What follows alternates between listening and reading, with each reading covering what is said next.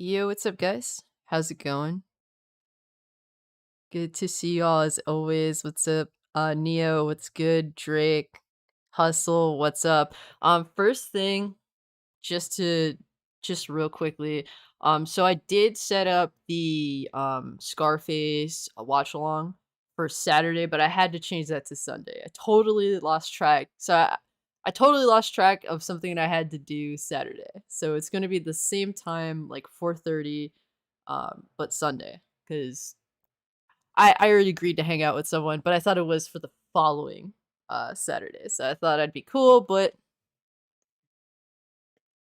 you have to hold to your agreements. But let me quickly just turn on a light.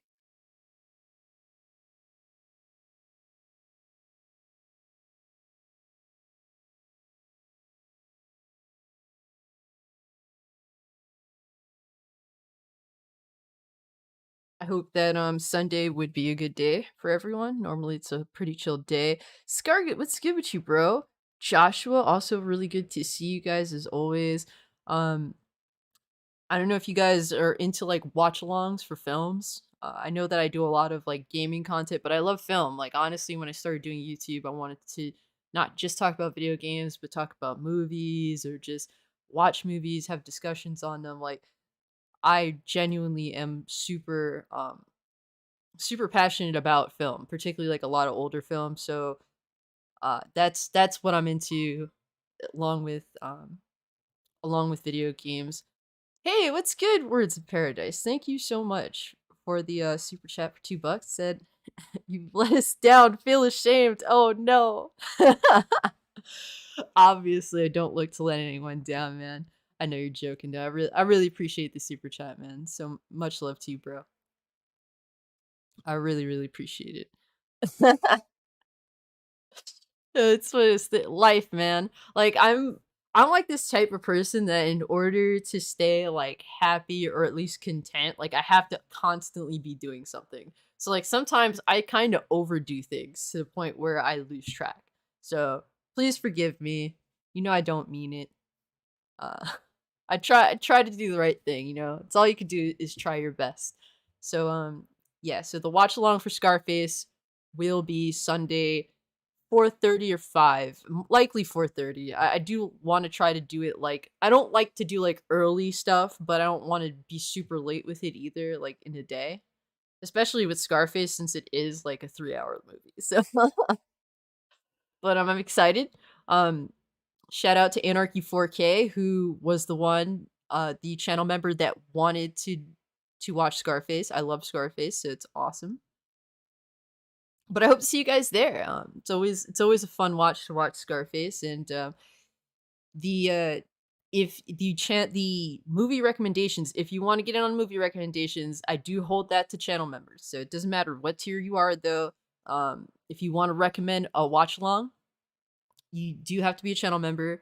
Um, that's just kind of the rule I'm setting because I want to give channel members like a way to feel like they have like how do I say it? Like basically they contribute directly in a way that influences my channel with being a channel member. So that's kind of how the little that goes.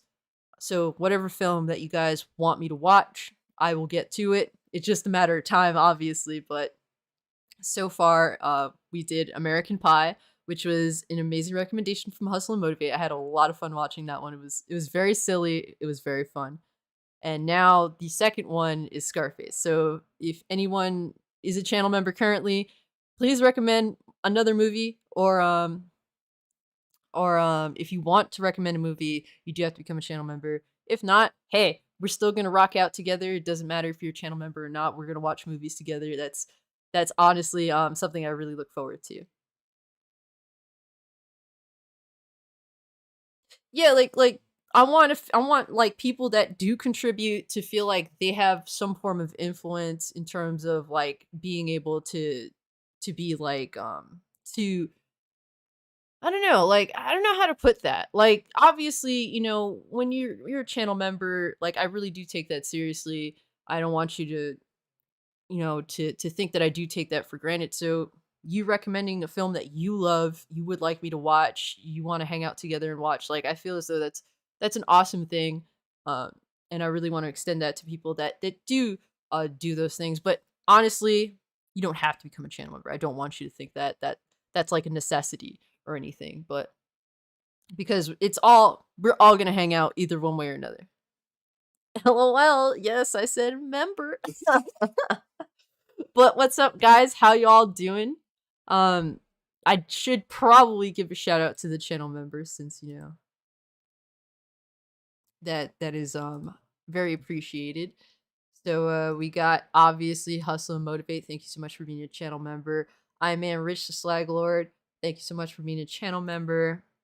We have Our Carry as well as AB Limits. Thank you so much for being a channel member. And I've actually memorized. I memorized, so that I'm being silly today, guys, but I really do also get this work. Thank you so much for being a channel member. That's a brother right there for sure. I really appreciate it, guys. But it's really awesome to hang out with y'all. And there's a lot of stuff going on. Like, it is crazy how just gaming has been, like, from the gate starting this year. It's just like taking off, going to the races. Super, super crazy. Um, honestly, I'm kind of excited. Like the Xbox event was actually like better than I was expecting it to be. I was expecting it to be a nothing burger. So the fact that they stealth drop a really fun game in Hi-Fi Rush, if you haven't, give it a try. For some reason the game's getting a lot of hate, and I really don't understand why. It's like the constant console war bullshit. It's like, bro, they stealth drop a really fun game. Like, can we just like not shit on it? Like, and to be fair, it's not like I know, Xbox fanboys are really annoying, but people that own an Xbox, they haven't really had much to play that's, exciting, genuinely exciting. That's first party Xbox content. So the fact that they stealth drop this game, it plays well, it looks nice, it's genuinely fun. It is a rhythm game, but they make it really easy for you to be successful in getting down that rhythm. Like they really go all out with that. So I'm really appreciative of that because I'm actually garbage when it comes to like rhythm games and such. So the fact that I'm managing to combo pretty well. I mean, I'm not the best at the game by any means, but it has overall been a really, really fun experience. And I don't let console war stuff, stop you from potentially enjoying a good game. And I put about 3 hours into it, and I could say it's a really, really good game. I've been having a lot of fun. And that's what I feel like a lot of games are missing nowadays, like genuine fun factor. I really just like I don't care what kind of game it is. It's like, is it fun? Is the performance acceptable day one? Like that, like I feel like this is like basic stuff that I'm asking for. I don't know. Am I insane for expecting these things day one, or am I like, uh, should I be ashamed of myself? I'm just tweeting out that we're going live right now. Well, we technically are live, but yeah, man, like there's just a lot of vitriol towards this game just for the sake of the console war, and I see a lot of PlayStation dudes being extra shit. And it's like, bro, at least try the game. I know that you ain't got no demo, but hey, PlayStation dudes pass around the whole like, oh, you could just slickly pay $1 to play Game Pass, and then do it, give it a try. At least that's how I feel. It's actually really fun, and the thing is, it's like for me, I'm playing on PC, so I have PC Game Pass. I don't bother using my Series X console. It's just pointless for me personally when I have a PC. And for me, when it comes to Hi-Fi Rush, the game runs really well on PC. And us PC gamers, we kind of get shafted a lot because a lot of these devs will drop really garbage ports on PC and think it's okay. And I don't understand why they keep doing this. It's been a problem for many years now. I may have built my PC last year, but I've had a gaming laptop that was reasonably powerful for its time. So I was able to play, some pretty high quality like AAA titles on my gaming laptop and enjoy it. So I've been involved in the PC gaming space for a while, and I've noticed there have been a lot of crummy garbage ports, and it's not because of people's PCs. No, it's because of terrible, terrible um lack of polish. And I think PC gamers are honestly tired of it. We're tired of getting garbage ports. And I think that's honestly the biggest reason why Forspoken's on blast right now. For me, it's one of those things where and Square Enix, they release garbage PC port after garbage PC port, and they keep putting Denuvo on there, which is an anti-piracy software that actually uses your PC's assets in order to keep you from pirating a game that you already own. That's literally what it is. Thank you so much, Black Metal Gamer, for the super chat. Said hi-fi gives me nostalgic 6th generation vibes. Yes, I completely agree, bro.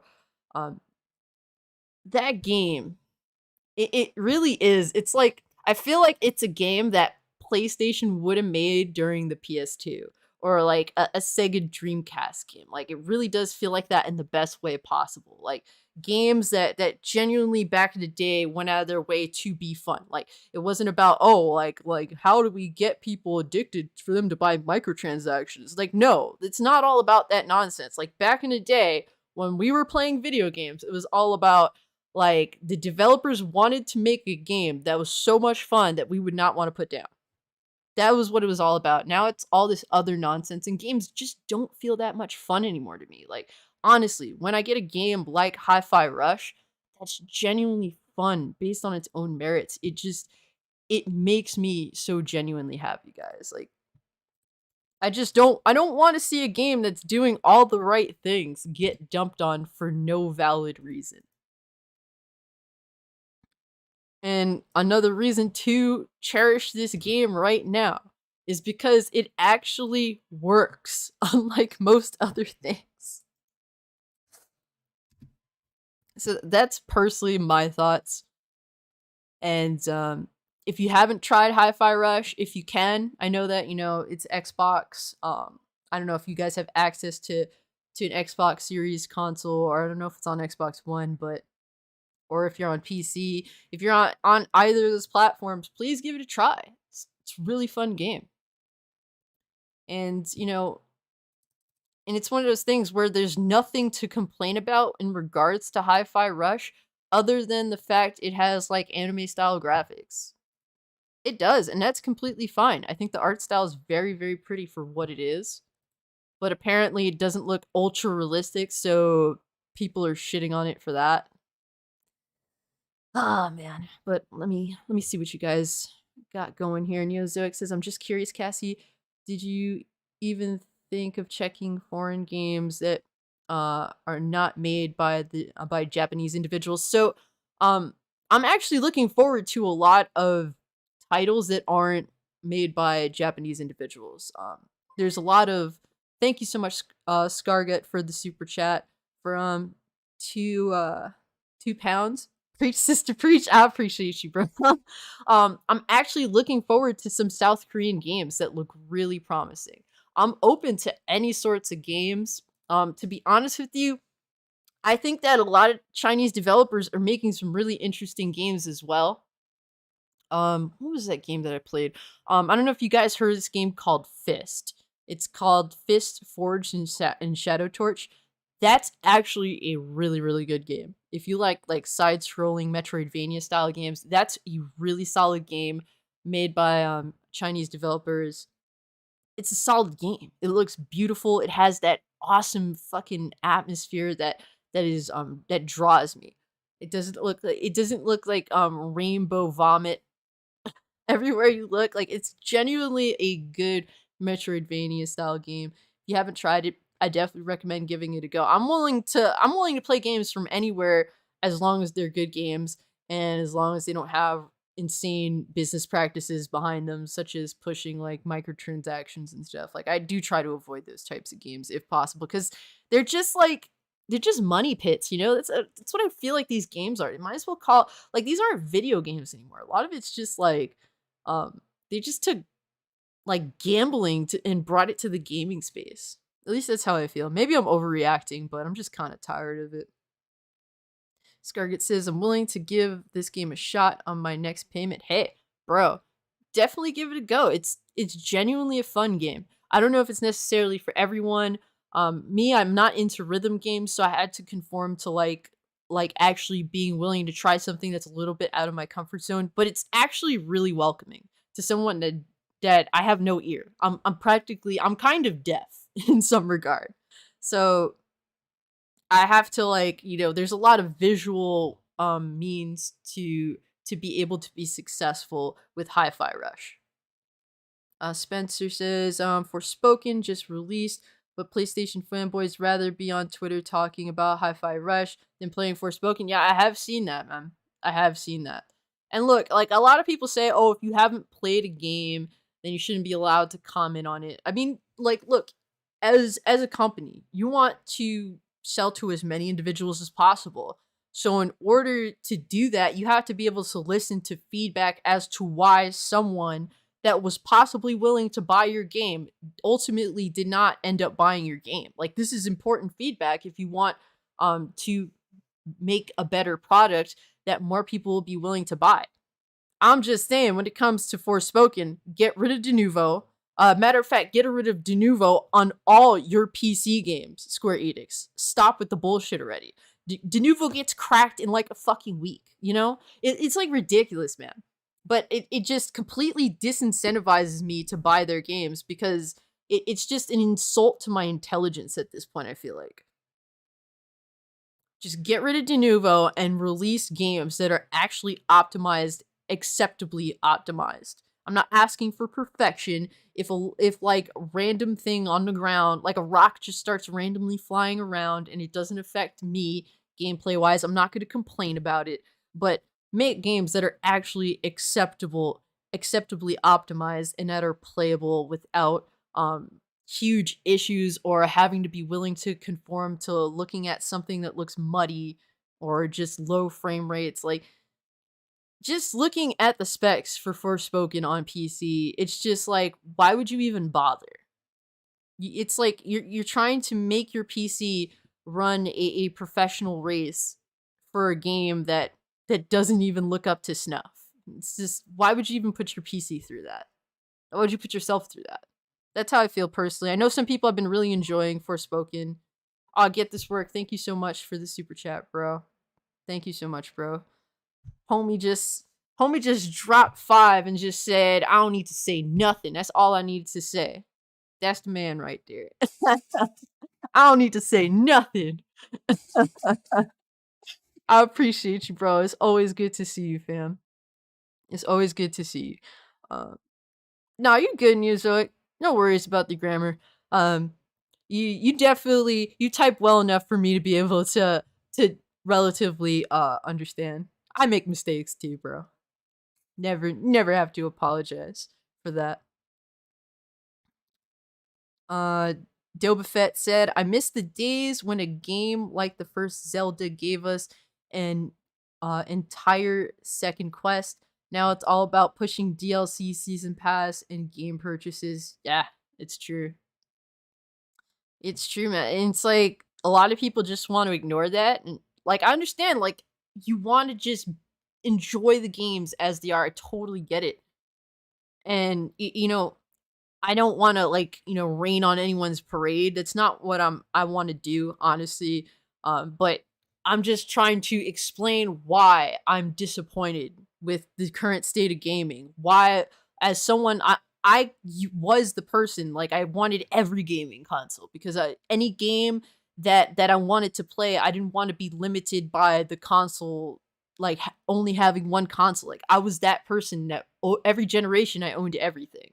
Now, it didn't. Some of them didn't last too long. Like I had a Dreamcast that took a L in a month, due to family member in the house. Basically, yeah, Dreamcast took a L after a month. I got to play Sonic Adventure too, so that was a big plus. But unfortunately, it didn't get to experience my Dreamcast. My Dreamcast life or experience was very very short. Yo, Butch, what's good with you, bro? Always good to see you, fam. Really, always good to see you. Macaroni Tony, what's good with you, fam? Said, what's up, Cassie? Did you ever watch the movie Desperado? I have not. Let me see. Desperado. Also, get this work. If you could recommend a movie for a watch the watch along, I would definitely appreciate it. Please recommend me a film, something that you enjoy. Oh, this movie of Antonio Banderas. I've never been a big Antonio Banderas person.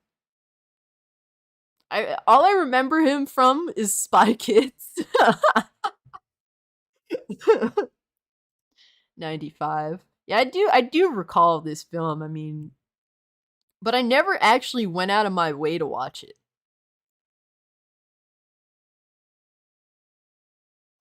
It has Danny Trejo in it. It's not a bad cast by any means. I definitely recognize a lot of these individuals. I'm on obviously Selma Hayek. Is Desperado a great film worth watching? Or is it fun? If it's fun, that's acceptable as well. Fun schlock can be great as well. Forspoken, not even top 30 seller on PC already. Yeah, because like dudes on PC just ain't having it no more. Like everything that Square Enix does disincentivizes people on PC from even buying any of their games. And some of their games are actually good. Like Final Fantasy VII, that was like an Epic Games exclusive or some shit, had De Nouveau on it. Like this is a good game. Like the Final Fantasy VII remake is a genuinely good game. Why are we doing this BS? You know, it's sad. Just like sell your games straight up. Like if people want to pirate your games, they're gonna do it regardless of what you try and do.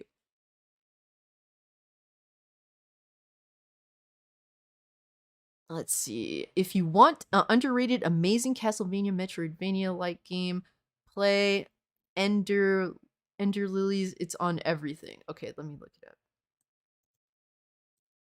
Let's bring up Steam.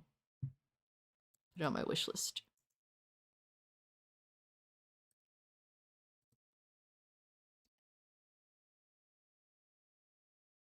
No, Ender.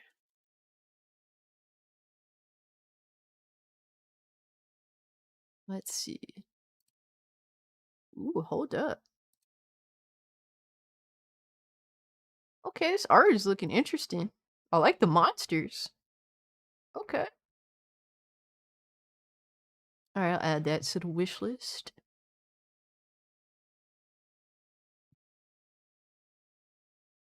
That's cool. I could dig it. If you guys want to add me on Steam, you're welcome to. I do have my Steam account like on my YouTube channel. That's if you'd like to. I would like to at least like leave one avenue gaming related out, you know, just to connect on. So put my Steam out there. Why not? But that does look cool. I really appreciate that recommendation, bro. Watch L.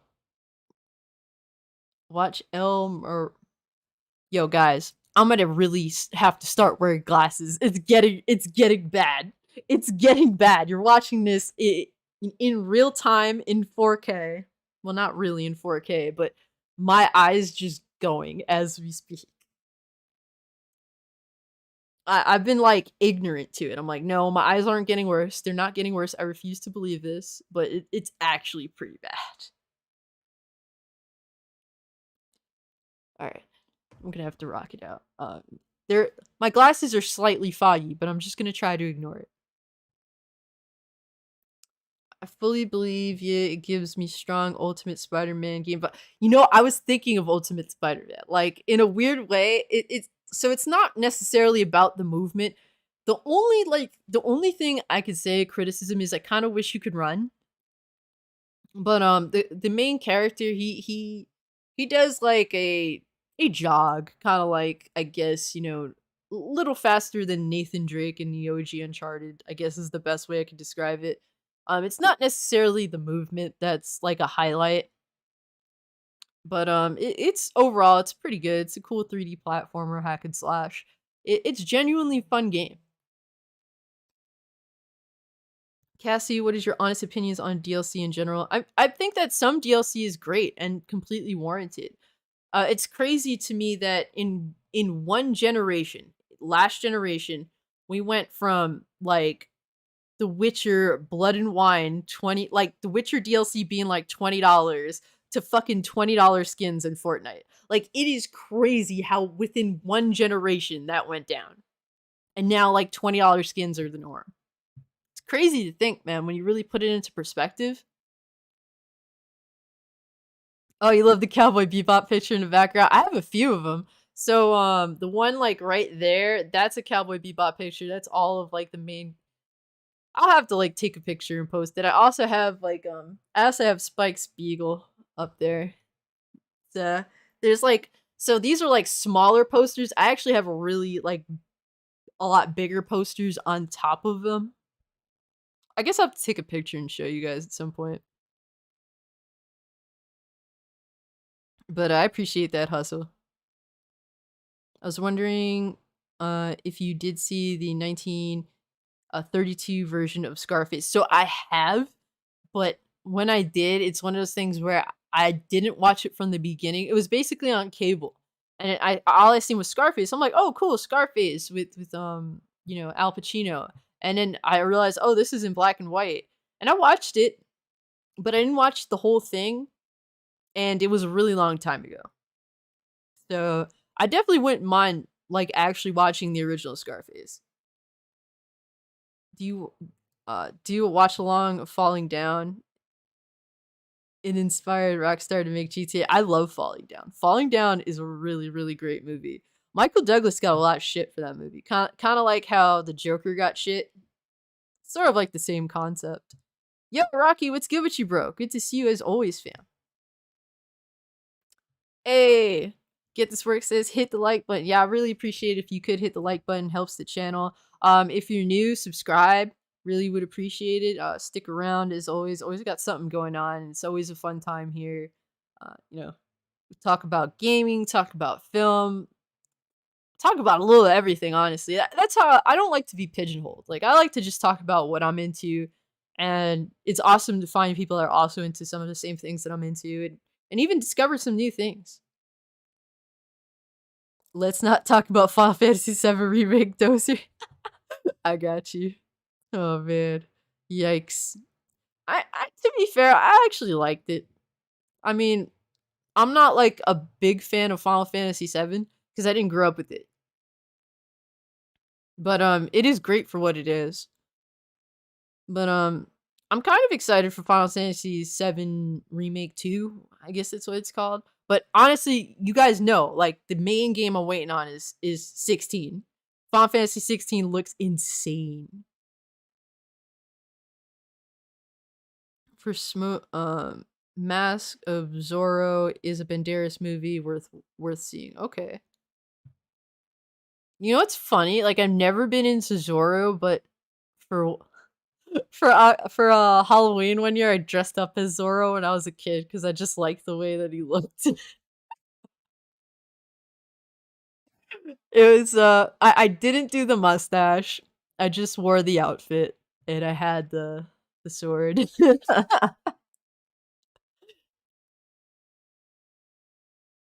I was like maybe like 7. I was also the Red Power Ranger. I was Simba one year from Lion King. I used to dress up as a lot of different stuff. I was Supergirl one year too. I think I actually have a picture of that, which is funny. They did SNES level censorship on Live Alive remake. That sucks. Wow. That's unfortunate. I actually that's a game I've been meaning to pick up. Like I have like a batch of games that I do need to still get physical copies of. I'm kind of holding it off. Yo, Verg Brizzle, what's good with you, fam? Hope all is well with you. Oh, Little Nightmares, Neozoic. You actually reminded me. Those are games that I do want to get too. I'm actually gonna throw that on my Steam wish list just so I remember. I have like so much stuff on my Steam wish list. I'm just goofy. I just throw anything on there at this point. But at least like it reminds me of things that I am interested in. I blame Horse Armor from Oblivion. Oblivion is one of my all-time favorite games, but yes, they did the absolute dumb with that DLC. What makes them think that I'll trust them with Tactics Org Reborn? Oh, I actually know what game you're talking about. I don't know if I'm saying it right, but I do know what game you're talking about. This game is a remake of a remake, by the way, to showcase how ridiculous this remake trend has become. Yo, god damn, that's crazy, dude. I didn't even realize that. Holy crap. It is we're in a laughable state of the world, man. We're in a laughable state of entertainment. It's sad that we have to come to that reality, but it's kind of true. It's hard to deny, you know, like it's bad out here, guys. I don't know. Favorite Mexican culture movie? Is it sad that I can't think of any off the top of my head? Does technically Treasure of Sierra Madre count? I don't know if that even is in Mexico. Hold on.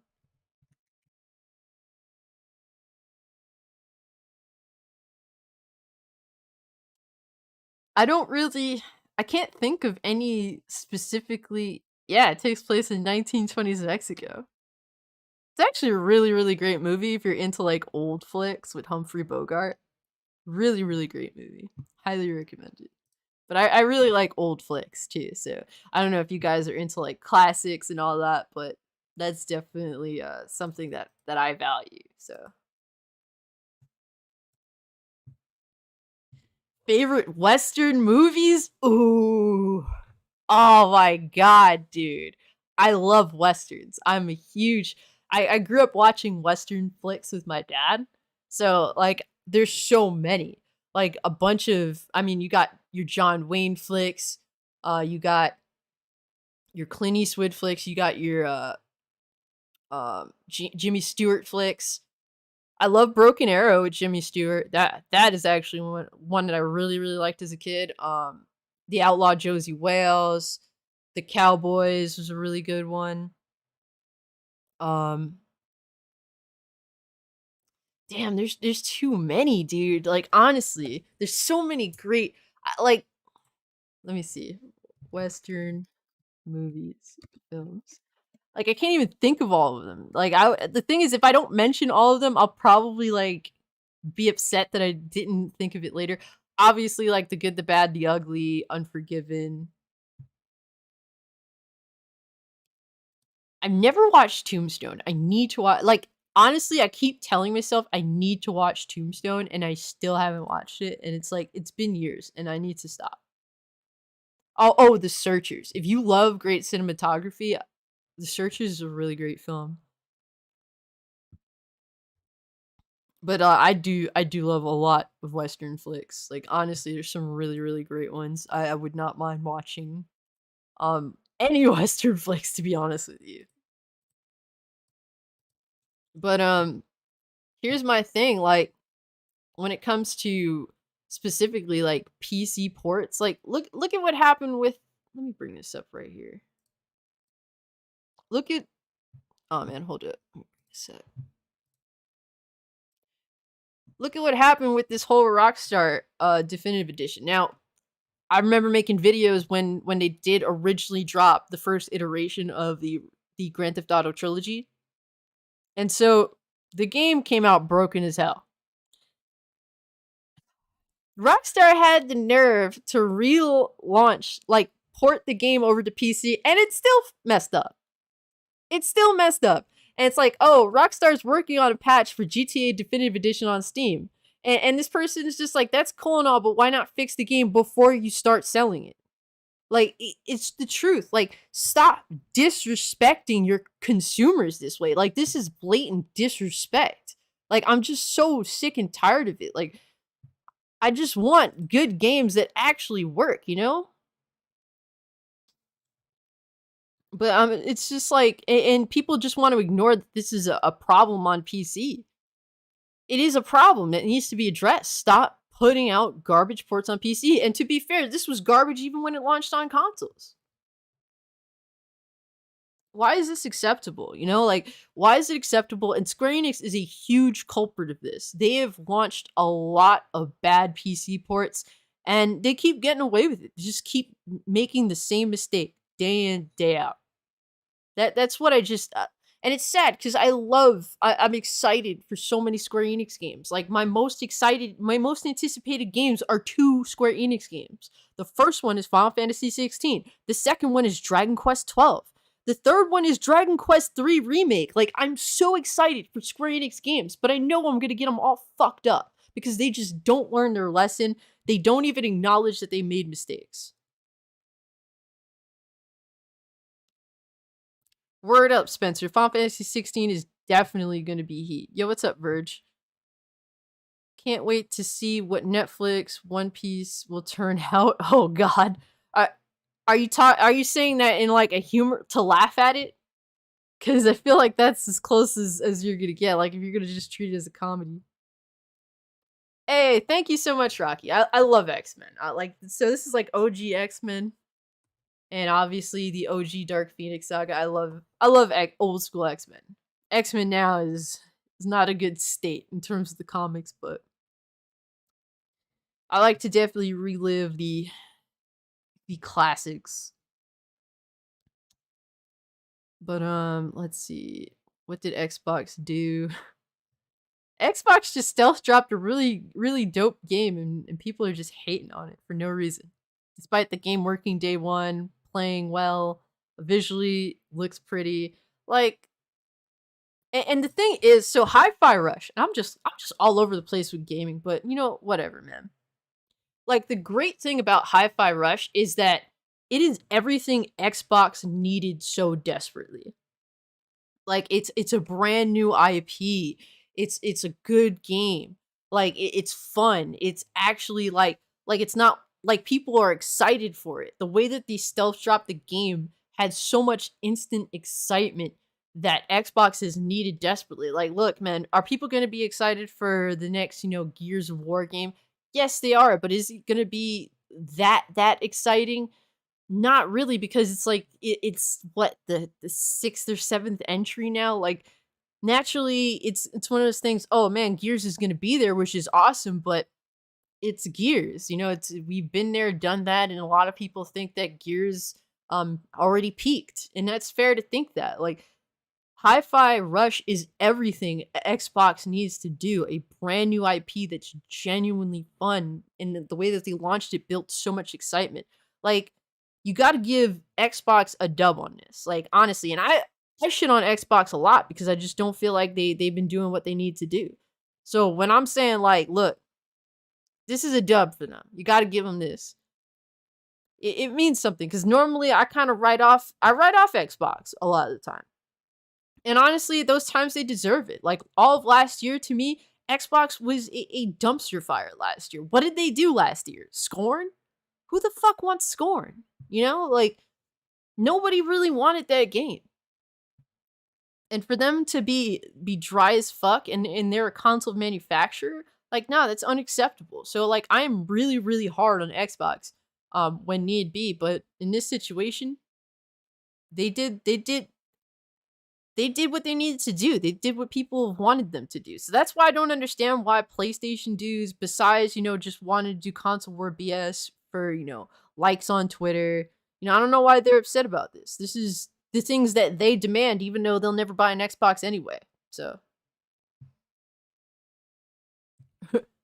Rockstar, more like rock bottom. Yeah, it's one of those things where how do you release a definitive edition of like your most widely renowned games and it's an inferior version? That's why honestly I never bought the GTA trilogy and I don't think I will. If anything, at least I got them on PS2. I do have, I think, San Andreas on my PS5. I won't delete it because I know that they removed those games from. They delisted the games. Like this is why physical media, baby. Physical media all the way. Yeah, get this work. I'm tired of half-ass games too, man. I just like look, man. I don't care if a game is small in scope. Like to me, I'm really excited for a lot of indie games because like a lot of indie games, like indie creators know that I have like things stacked against me. This is not a AAA title. Need to make sure that the game comes out in working order and is really good day one. Like that's important. They understand that that's important. But it should be important to every developer, every publisher to release a good working game. Yo, paid enthusiast, what's good with you, bro? Modern day consoles are holding back gaming PCs. That's why these developers are using PS5, Xbox Series X as the lead gaming platforms, while modern day gaming rigs are getting shafted. But to be honest with you, it's like since they're making these games for consoles, that means that PCs should be like running these games like nothing, But because of their poor optimization, the games just run like dog manure. That's the problem, Like respect PC gamers, like respect all your consumers. These people like buy your game, respect them, put out a working product that is respectable. Berserk for life. What's good with you, bro? I'm better off sticking with 2D girls. Embrace 2D girls. Faye Valentine, your Fogger, and are the best girls. Hey man, you do you. Words of paradise. Xbox has always felt like they don't care about gaming.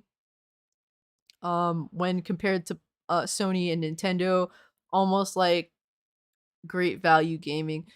It's it's not it's one of those things where I can't definitively say that, but in some instances I do feel like they're just going through the motions. I just feel like Game Pass, while I subscribe to Game Pass, I like Game Pass. It's like instant access to a bunch of games. I think it's a cool concept. I feel as though they don't really strive to make like the best experience ever because it's just going to go to Game Pass anyway. But I mean, to be fair, PlayStation to me, like I haven't been super hyped about PlayStation games either, to be honest. The last PlayStation PS5 game that I bought was Ratchet and Clank Rift Apart. It's been a while. So they haven't really been, and I guess that's a personal thing. I can't say that PlayStation puts out bad games or games that aren't like striving. So I definitely give them props for that, but my interest in them just is not there. And I just feel like some of their games just feel a little generic. Like I think Horizon just feels very, very plain. Um, to me, that's very personal, so I'm not gonna definitively say that's the case, but the game just feels kind of plain to me. Some of their games I think are overpriced. I think Returnal shouldn't have been a $70 game. They know better than to price it at $70 on PC, that's for sure. But yeah, I just feel like they do make mistakes too. Nintendo, they just have really old hardware now. A lot of their games are just like chugging like shit on the Switch. I haven't really played Bayonetta 3 that much because it just runs like dog water. It's sad. I'm hoping that there will be a Switch successor fairly soon because these games are suffering for it.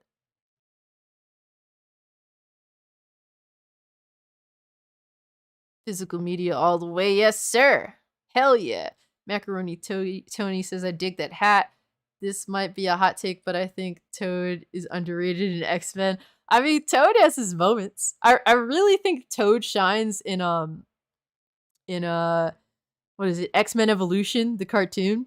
He really gets a lot of moments in that series. If you haven't watched X-Men Evolution, I highly recommend it. It doesn't compare to the animated series, but I think it's very, very respectable in its own right. For me as a Jean Grey fan, like Jean Grey gets a lot of great moments in Evolution, whereas in the animated series, she kind of gets slept on until she becomes Dark Phoenix, and they go through the Dark Phoenix saga, which is a great adaptation. It's the best adaptation of the comics for the Dark Phoenix saga with the animated series for sure. It sucks. I know Evolution was doing the Dark Phoenix saga, but I think it got canceled before they actually wholeheartedly did it, if I remember correctly. Sucks, but Evolution's really good. Highly recommend it.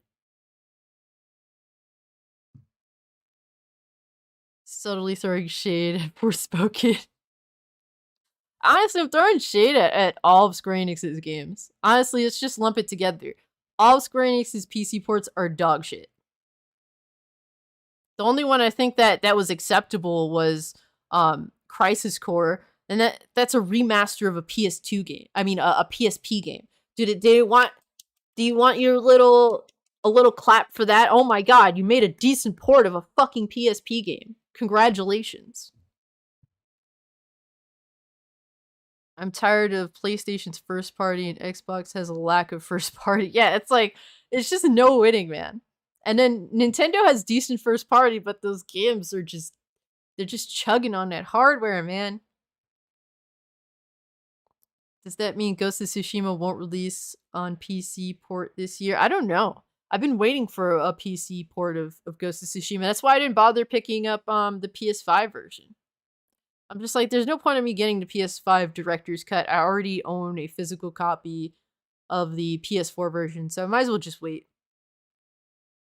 Wish Xbox would bring back adding backwards compatible games. Yeah, they need to expand on that library. I hope people keep pressing them about that. I did go out of my way to buy a good amount of like backwards compatible games on Xbox. Honestly, on my account, like I think most of my games that I do own on my Xbox account are older titles, like 360, OG Xbox. Like I went out of my way to buy some of them. Some of them I haven't even gotten to yet. When they do put out those games, I do buy them. I do try to I guess that's my way of telling them, do more of this. Please do more. It's difficult because they have to deal with licensing and the companies. It's a little weird. It's kind of difficult, but they said that they're not doing it anymore. It's like, why? Ah, the struggle is real, man. If you love classics, the struggle is real.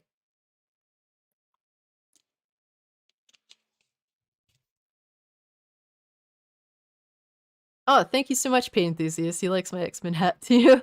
Hope Marvel makes another X-Men movie that's actually worth a damn. Don't get your hopes up, bro.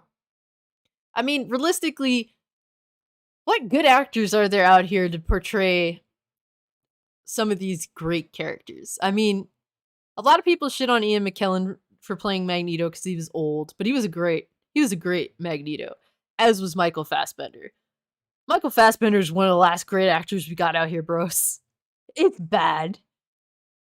Honestly, I just they tried that chick from Game of Thrones to play Jean Grey. That wasn't it, ma'am. I don't care if she's a real redhead. That shit wasn't it. I'll take the fake red hair Famke Janssen any day of the week. Famke Janssen never read a fucking comic book in her life, and she was a way better Jean Grey. Way fucking better, bro.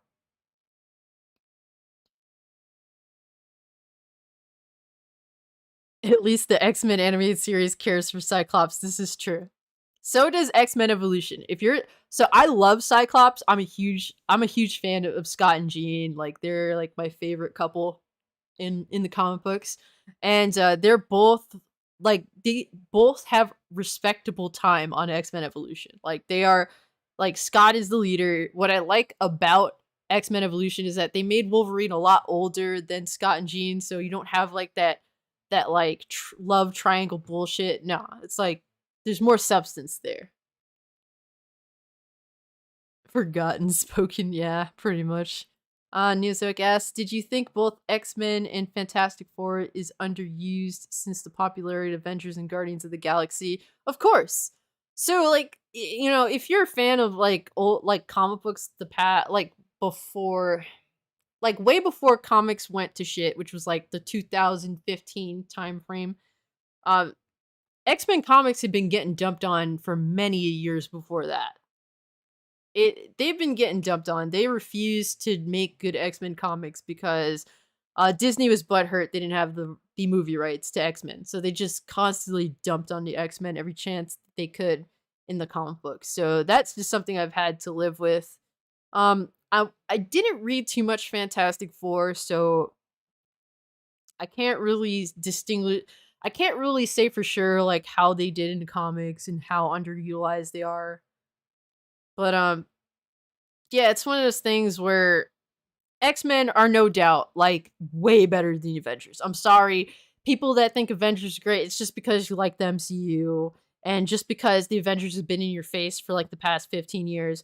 But there's a reason why uh the 70s, the 80s, the 90s were dominated by the X-Men. Okay? Spider-Man's up there as well. But when it comes to like total dominance, there's a reason why X-Men dominated. Way more people just related to X-Men. The 90s was a great time to be an X-Men fan. That's for certain. You're picking up Dead Space remake? So technically I won a copy of the Dead Space remake. Now if I do get it, that'll mean that this person held to their word. I'm hoping. I'm assuming that I will get it. So I'm excited for that. So we'll see. I whooped ass in golf with your friends. I kicked mega ass in golf with your friends. I had a lot of competition. And I came out on top. So hey,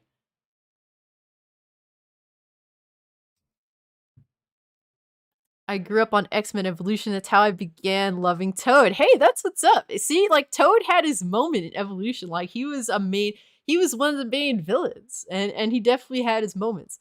The first X-Men movie, he was dope until Storm roasted his ass into oblivion. Yeah, yeah. I think that the dude that played Toad, he did an okay job. I actually don't mind him. But yeah, I think that I actually really love the original X-Men movie. Jeez, this conversation is all over the place. I'm loving it. I'm basking in it because I can't help myself. We're talking about all these things that I just love and adore.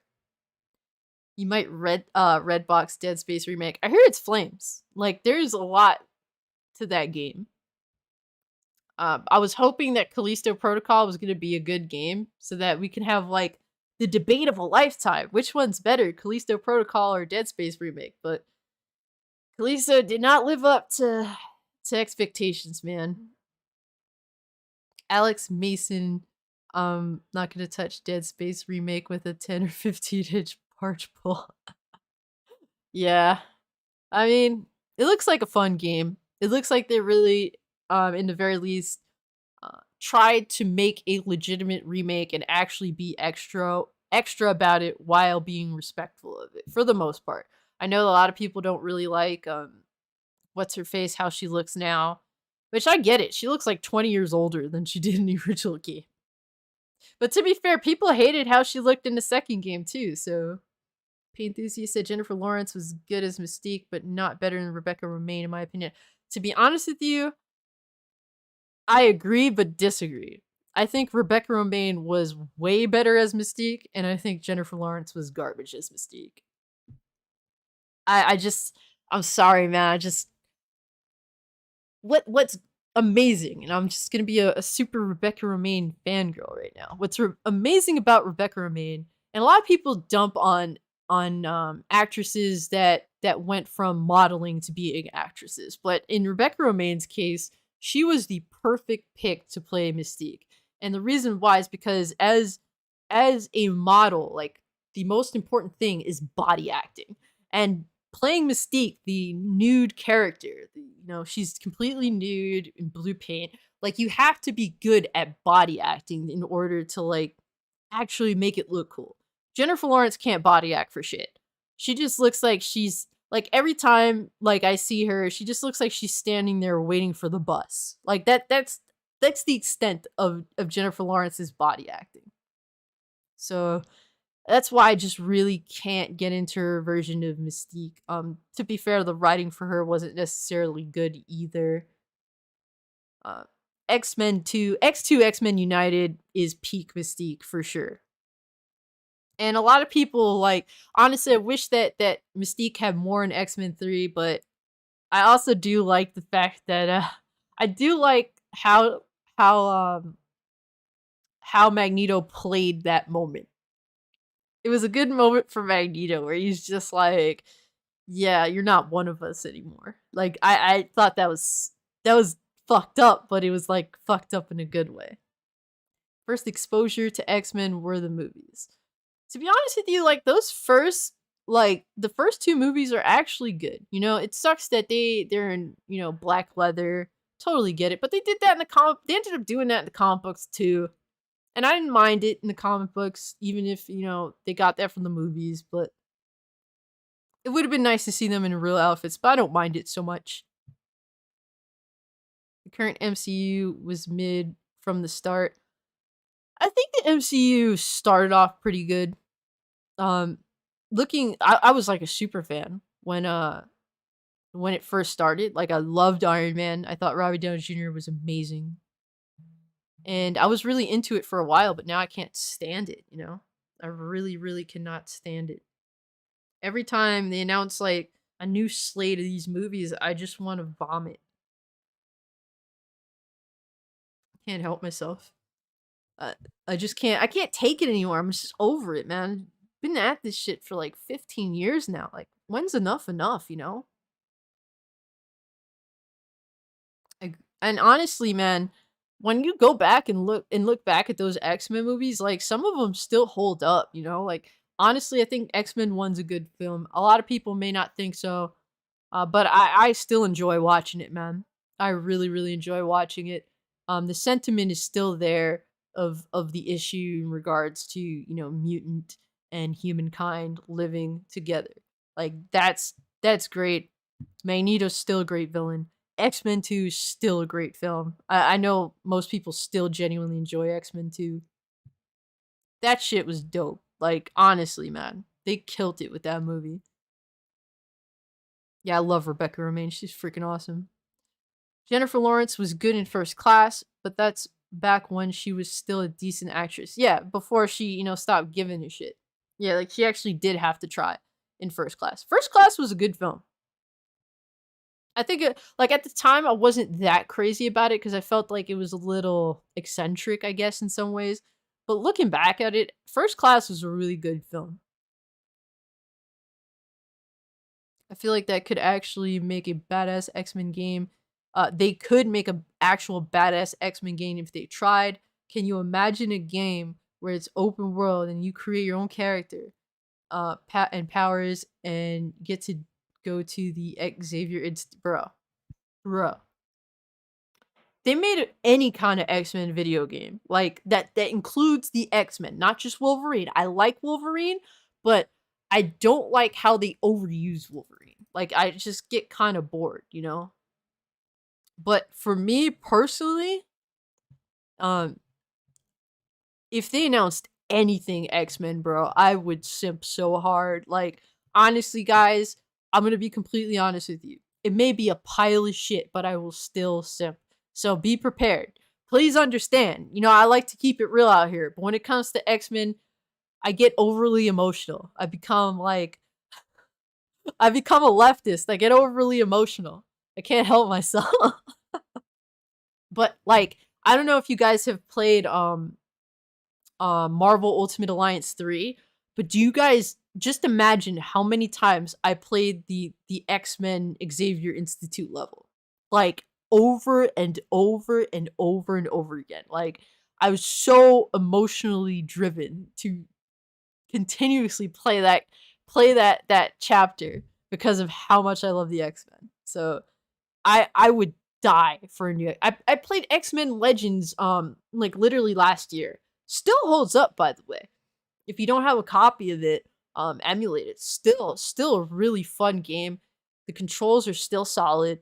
The controls aged better than Spider-Man 2. I tried to play Spider-Man 2, and to be honest with you, it feels a little dated.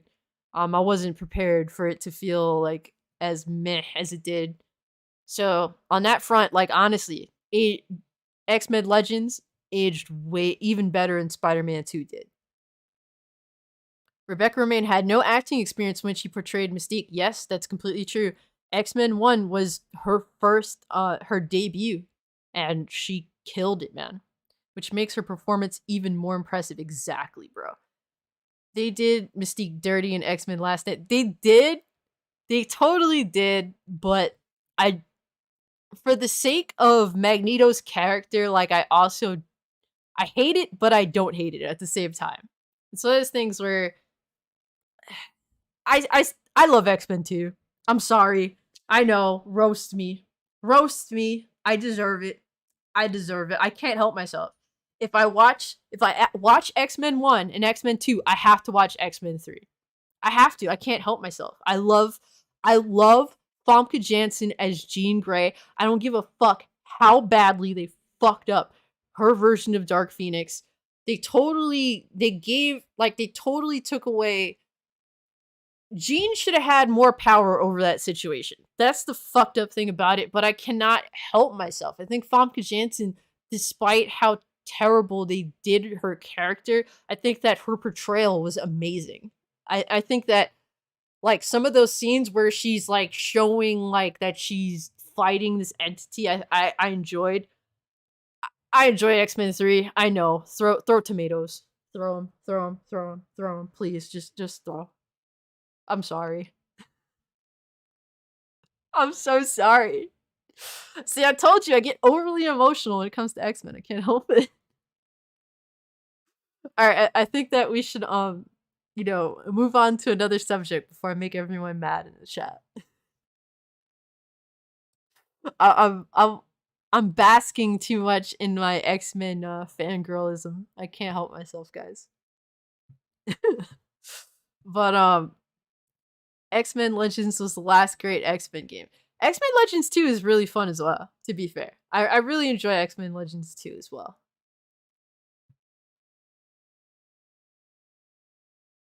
Dopafet brings up something I wasn't really aware of.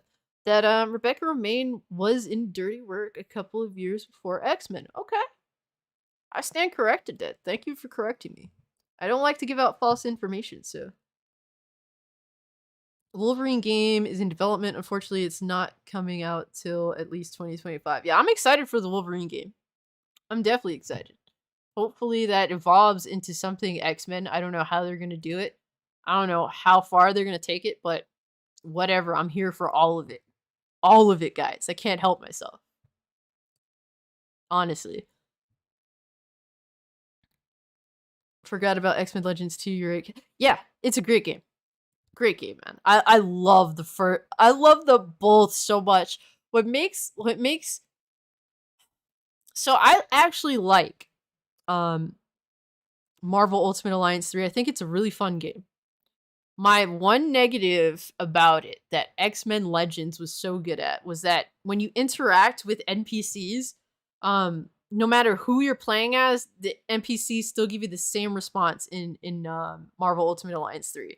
Such a disappointment, bro. In X-Men Legends, it's like you play as Storm, like and you talk to Cyclops, like Cyclops gives you this response, but then if you're playing as Jean and you talk to Cyclops, you get a totally different response. For obvious reasons, because Jean and Scott are together, like they're a couple, so they're gonna have like a different discussion than when you would like other characters. Like that was awesome. Like I would purposely play as different characters just to see what the NPCs would say to my character. We need another X-Men game in the style of Marvel Ultimate Alliance. Yes, I completely agree. I just want all X-Men because honestly, it's like besides Spider-Man, Spider-Man's up there for me. Honestly, I can't help it.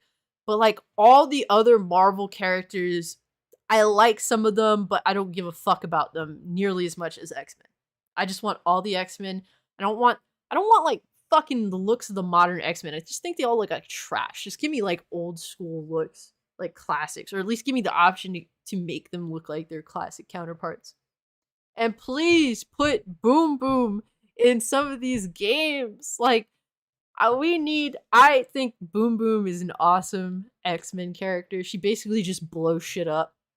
And she kind of doesn't get her just due. I think that she totally deserves more like she was in X-Men Evolution, which was really cool. I like some of her moments in X-Men comic books. She needs more exposure. Like, to me, I think Jubilee is a garbage character, just a waste of time. Like, can we just put Boom Boom in there instead? The X-Men fighting game on the PS2, X-Men Dimensions, yes, was dope. It was. I had fun with that.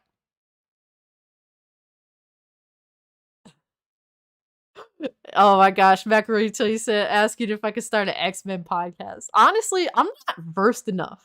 Like, if I was to do that, like I would purposely have to go back and read like all of the old X-Men comics. Like the shit from like the 60s, the 70s, the 80s. I've dabbled in some of each era, but I haven't read all of it. I wouldn't feel like I wouldn't feel like I'm properly prepared to do that without visiting all of them, you know? Because I've picked out a lot of different stuff. Like I've went out of my way to go read X-Men Forever. I like a lot of the early 2000s content when basically the love triangle between Scott, Emma, and Jean. Like a lot of that stuff was really fun to read for me. I've dabbled in a lot of different eras. I've read some of the old stuff. I do have some of the graphic novels laying around. Dabbled a little bit in like old school X Force, but I don't feel comfortable enough. I want to read everything to be like, look, I've done all my fucking homework. I deserve to be here. So that's just me personally. At least the X-Men films, despite their faults, have rewatch value, while MCU has no rewatch value. I was talking about this with the homie Red Hood. Shout out to Red Hood, awesome dude, as well as BitCloud Gaming and a bunch of the homies over on Solidcast. So, what I like, honestly, X-Men movies have some really great moments. Like, honestly, undeserving of a comic book film. I think they're way better than that. Like some Michael Fassbender scenes are absolutely astounding. When Michael Fassbender um kills Kevin Bacon's character, that moment is like that's high tier like film. Like that's some high tier film moments, bro. Like that was insane. In Days of Future Past, like when young Xavier approaches old Xavier, that conversation is so depthful, man. Oh my god. Like, honestly, like, I wanted to cry when I first saw that scene. Like, genuinely. I don't know if it's because I'm a super fangirl, but there are some, like, scenes in X-Men films that transcend the comic book film genre. They really do deserve some amazing credit. So some of the scenes in Logan, man, are noteworthy as well. X-Men 2, like there's some really great moments that I will when Xavier you know when Magneto deflects the bullet hits Xavier in the back. And it's like Magneto's just like, but we want the same thing. And then like Xavier's like, no, my friend, we do not. Like I want to cry like a little bitch. Honestly, I can't help myself, man. I am so genuinely I've always been passionate about the X-Men films and I still am. I still really am. I can't help myself. Yo, Vince, what's good with you, fam? Booty? Saying my X-Men movies is booty? I'm gonna stick with classic Marvel from like 98 to 2001, 2012. Modern Marvel is dead to me. I mean, honestly, it's garbage. It's inferior to Marvel of the past. That's just, I mean, people can continue to ignore it, but it is what it is. Some people, they just want to experience it for what it is, even if it's, no doubt worse. But hey, what are you going to do? Yeah, I see Miz, man. Miz is my boy. I'm a Magneto fan too. I have let me see. Hold up.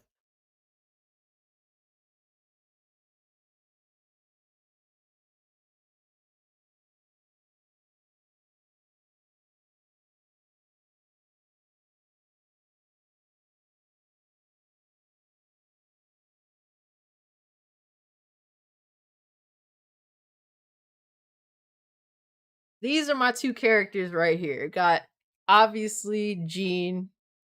That's her as regular Phoenix, being the green outfit. And I got my boy here, Magneto. That's my man right there. I love Magneto. I kind of wanted to buy the white version of this and have them both because there's basically him in the black outfit, then there's him in the white outfit. I wanted to put him in my PC case, but he's just too big. But I was tempted to do that, but I got like this little Storm figure, and it's really cute. I got Storm in her X Men her X Men animated series outfit. So like I have a white themed build, so like her and her little white outfit looks really cool. She looks awesome. I mean, I the thing is, it's like I think Charles is just idealistic, and I'm not an idealistic person. That's why I don't really side with him. Whereas Magneto's more realistic, though very violent. So I mean, it's to me, there needs to be balance. I think that Magneto definitely takes it too far. I mean, Magneto is legitimately an evil guy, but there's reason for him to be the way that he is. But he is legitimately evil.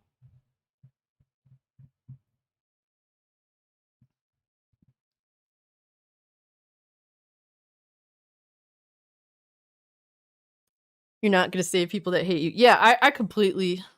I mean, I understand that, but he definitely takes it too far.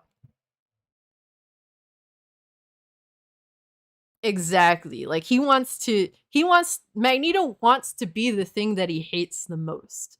That's like his flaw. Like he doesn't either doesn't realize or doesn't care. Like he's just like I want to do the same thing my enemy wants to do to me before they can do it to me. Ziggy, don't you dare bite my statue, sir. Behave. But yeah, exactly. It's like I'd be somewhere in the middle. I don't really want I'm not going to go out of my way to kiss anyone's ass that hates me. Like I'm just not that type of person. But at the same time, I'm not a murderer either. So it's like I do relate to Magneto because it's like he's just like no, fuck these guys, but he does take it too far. But yeah, I'm a Magneto fan for sure. Magneto was right. But shit. Moving on to the next topic, we got into big X-Men combo. Sheesh. So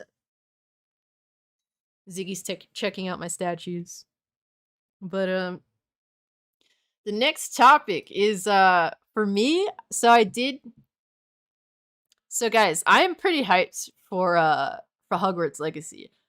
If you haven't if you're on the fence or if you haven't seen it yet and you're kind of interested to see what's up, there's like actual like gameplay footage out there of Hogwarts Legacy and it looks really really good. Honestly, it looks really really sick. I'm pretty excited for it. I started watching the first Harry Potter movie yesterday. I didn't finish it. I got like a half hour in. To be fair, I started watching at like 6 in the morning like an idiot. So for me, it's one of those things where like I actually want to be relatively knowledgeable on the game itself. So I might actually try. I don't hate the from what I watched of the Sorcerer's Stone. I don't hate it. It's actually pretty well done so far. But it's still early on. I might end up watching a few of them. You're a wizard, Harry. Yeah, I never got into Harry Potter as a kid, so it's one of those things where going to see if it's worth indulging now. So far on a filmmaking perspective, film so far has been really good in terms of basic like filmmaking quality. So I'm gonna continue watching it and see if I like it, and if I do, I'll try watching the other films. That's actually what I'm gonna be up to tonight. I'm gonna finish watching the Harry Potter and the Sorcerer's Stone. So that's gonna be interesting. You're a wizard, Cassie. Yeah, so I actually took so I didn't know like what house I'm gonna belong to. So I took the test on wizardingworld.com. So if you guys want to take the test as well. And so this is what I got. So I got Cassie Cage right here. I've made my little character. I think I did an accurate job of making them look like a tomboy like me. And I got house as Slytherin. I assume that's like the bad house because people were like, "Ooh, you got Slytherin." I'm just like, yeah, whatever, I guess. I'm just gonna rock with it. And my Patronus is Cheetah. I don't know if any of this is necessarily good or bad. I guess I'll find out once I watch the movies. And I don't know if you're gonna be able to pick your wand, but I got Rowan. I don't know, guys. You would know more than me. I was already going to choose Ravenclaw. Yeah, honestly, I'm just gonna go with like what house I technically belong to. I answered the questions honestly, and I ended up with Slytherin, so I'm gonna go with Slytherin. I don't know if this is gonna be a mistake or not, and I'm not going to change. Even though I'm watching the films, I think that's a good thing. So I took this test. It was a genuine test without any prior knowledge to Harry Potter because I don't really know shit about Harry Potter. And I got Slytherin and I got Patronus. So I'm gonna rock with what I know, well, what the test, and see what happens. And then if I want to try something else, then I'll have another game. I'll start a new playthrough as from a different house or something. So that it's cool. So that's like a genuine like I belong to this house. So we'll see. If I ever play that game, I'm gonna be evil as fuck, throwing wizards around like a damn ragdoll. Yo, I'm down for it, bro. The game looks cool. Now, I hope that I will say this. I think I'm gonna get it on PC. I don't know. I'm kind of like I don't know if I should get it on PS5 or on PC. Honestly, when I stream, for some reason like when I'm playing games and streaming games, if it's like if it's a pretty big AAA title, for some reason my PC is just like wants to die. It just wants to curl up in a ball in the fetal position, drop dead. I don't know why. So that's just kind of something I've been dealing with for what it is. But so I might get it on PS5 and just stream it from there. We'll see. I want to see a comparison, see which is like better. If the PC version runs like a dream and I can run it at 60 and it's locked 60, it has decent visuals, I'll get it on PC. But one thing that let me know if you guys are getting the game and what house you guys are gonna pick. That's definitely one. But one thing that was cool to hear from one of the developers, he was the lead designer for Hogwarts Legacy. He has retired. Apparently he kind of got some, some hate thrown his way because basically he's not like an uber leftist by any means. So, and he made that known, so apparently he got some hate for that. But so he said F it, he stepped down and retired. But he said that in his tweet, I worked for Avalanche for many years. The studio always shared its financial success with its employees via generous bonuses. Buying Hogwarts Legacy primarily supports the people that made the game. That's great to hear. That just makes me want to support it even more. Like, great business practice. I would like, especially given, man, like these devs must have so much like hate thrown their way, a lot of unwarranted hate. And so it's one of those things where the fact that they're going to get paid good if the game does well, that's what I want to hear. So I definitely, like, that entices me to support the game more. I want to see the devs get their just due. Because we know in the games industry, sometimes it's seriously not the case. And it's unfortunate. It's really, really sad that that's a thing. And some of these devs are first forced to work long hours, and crunch can be a thing. To me personally, when it comes to crunch, it is what it is. Now, as long as you're paid for your time, it is what it is. Because I've worked plenty of jobs where I had to work a lot of overtime, and it fucking sucked. But guess what? There were no petitions, no people coming out there to defend me. So as long as you're getting paid for your time, then hey, it is what it is. What's good with you, Sailor Mercury? It's good to see you. It's good to see you, Alex versus Evil. Good to see you guys. Really appreciate you coming through. We're just talking about a whole bunch of stuff, man. It's been pretty crazy. It's been a great stream. Great discussions all around. It's always good hanging with you guys. Great wizarding character. I got Ravenclaw when I used that site. Okay, so are you gonna play the game, and are you gonna be Ravenclaw?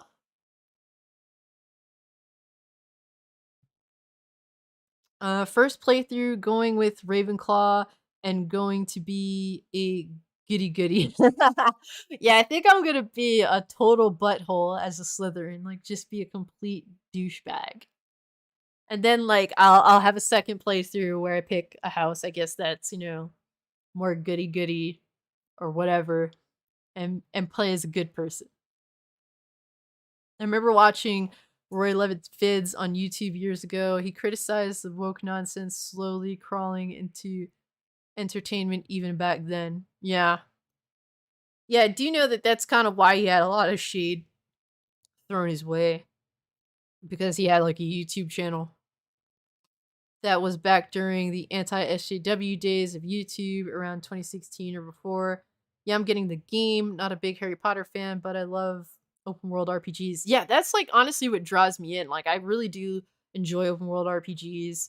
This game looks really good. From everything we've seen, there's been a lot of footage that's come out recently of people that have actually been able to play the game. Game looks sick.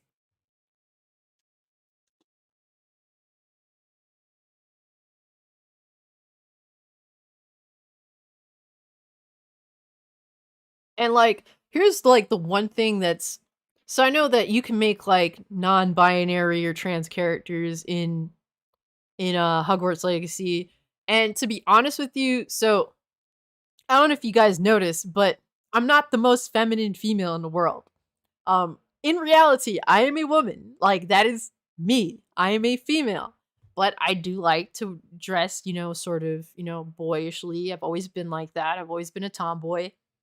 And so like there's a lot of games where you kind of have to wear the dress. You kind of have like, and it's one of those things where I'll just make a dude if that's the case cuz I don't really like I don't like to have to wear a dress. So the fact that you can kind of just do whatever, like make your character the way that you want to without um without having to, conform to like a female character's look, I would still make a dude. I don't fucking know. Like making guy characters. I do like making female characters sometimes as well. Most of the time, it just depends on the hair, but I don't know. I might make a guy, might make a girl. Couldn't tell you. Sometimes I like making dudes just because I want to stare at someone that I think is attractive for like what with these open world RPGs. Sometimes over 100 hours. So that's a thing for me as well, which doesn't make sense in a game. Hold on. He said, Alex Versivo says, I'm waiting for Dead Space remake to come out. Not too much longer, bro. Not too much longer. I hope it's everything that you want it to be. I'm supposed to be getting a coffee because I won one. I earned one by whooping some ass in golf with friends. We'll see what happens.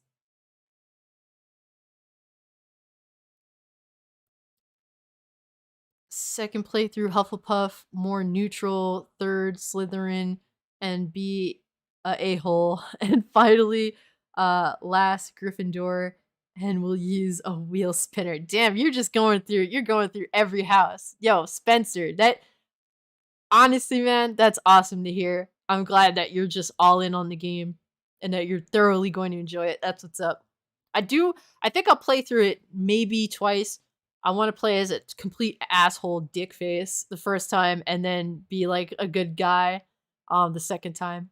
Normally, sometimes, like, for me, I'll play one playthrough as a guy, then one playthrough as a girl, or vice versa. I like to do that sometimes as well.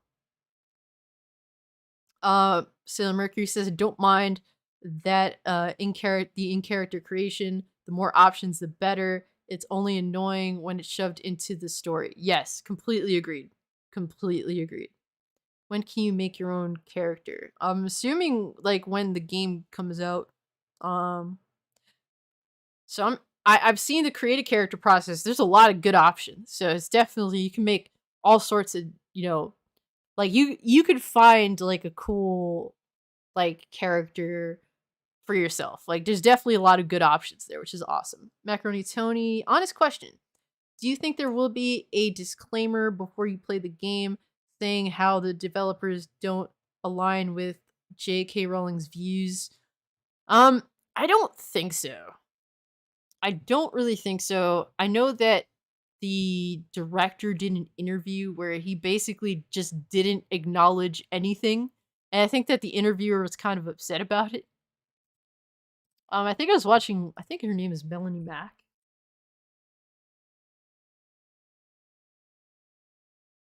Let me see if she actually posted, like, the article.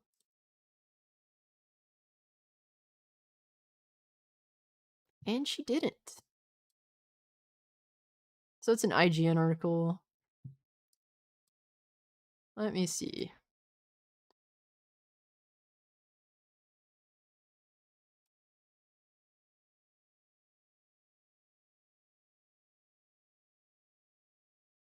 Yeah, like, they aren't, like, the creator isn't, like, the developers kind of just aren't really bending the knee.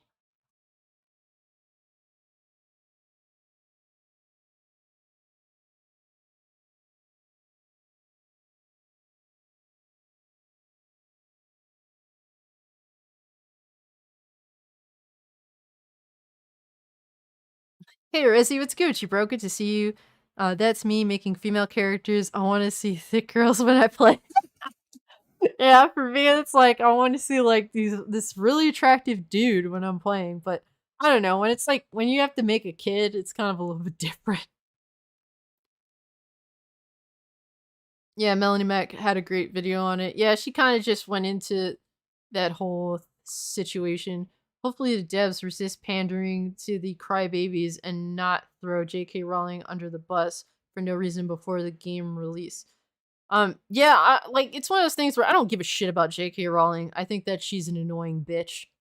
But don't cater to people that aren't going to play your game anyway. Just make the game. Obviously, they're not looking to disrespect anybody. They're just trying to make a good game that players deserve.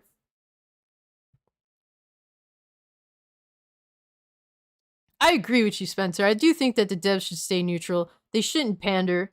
Just make a good game that players want to play, that Harry Potter fans want to play. Just make something that's genuinely good and honestly is game of the year contender worthy. That's that's what that's what they need to do. This should have never gotten out of hand to begin with, you know? Rezi says, glad the devs are sticking to their guns, getting real tired of all the fake outrage over a damn game. Exactly, bro. We just, like, stop trying to bully people into, like, oh, you could buy this game, but you can't buy this game. Like, shut the fuck up. I'm not trying to hear this shit, you know? Who the fuck are you to tell me what to play and what not to play? Like, this authoritarian shit is just so out of hand, man. It just pisses me off. Like, I just naturally, as a human being, have always resented being told what to do, and it's not going to change because more and more people just want to tell you what to do, and it just makes me, like, resist even more.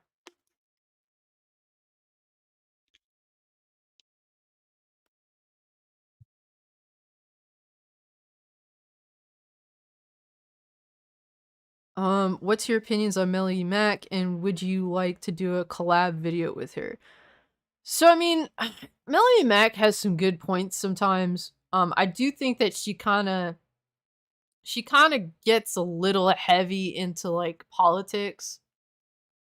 And to me, like, I don't really wanna go down that route because it's like it's one of those things where it's like, I think SJWs are fucking cringe as fuck, but I also think, like, being too much, like, anti-SJWs also cringe as fuck. So it's one of those things where I do think that she goes a little overboard with it, but sometimes she makes good points. Zero Dosage said she's a cool girl if you ask me. I mean, I think she's okay. I think that it's one of those things where like people I don't want to go down this route because I just I don't want to become like a specific anti SJW content creator. Like I don't want to go down that route cuz I just don't like it's an easy way to grow. It's an easy avenue to grow, but I don't really want to like grow that way because I just like at some point it just becomes too much, you know? Like I don't want to make every fucking video where it's like woke this, woke that. Like, no, I only like to use that term like very specifically. Like, I don't just throw that term out there. Now, if I feel like the situation is like very over the top and it calls for the word woke to be used, then I'll occasionally use it. But I don't want to go down that route of just being like an anti SJW YouTuber. I just think that it's cringe.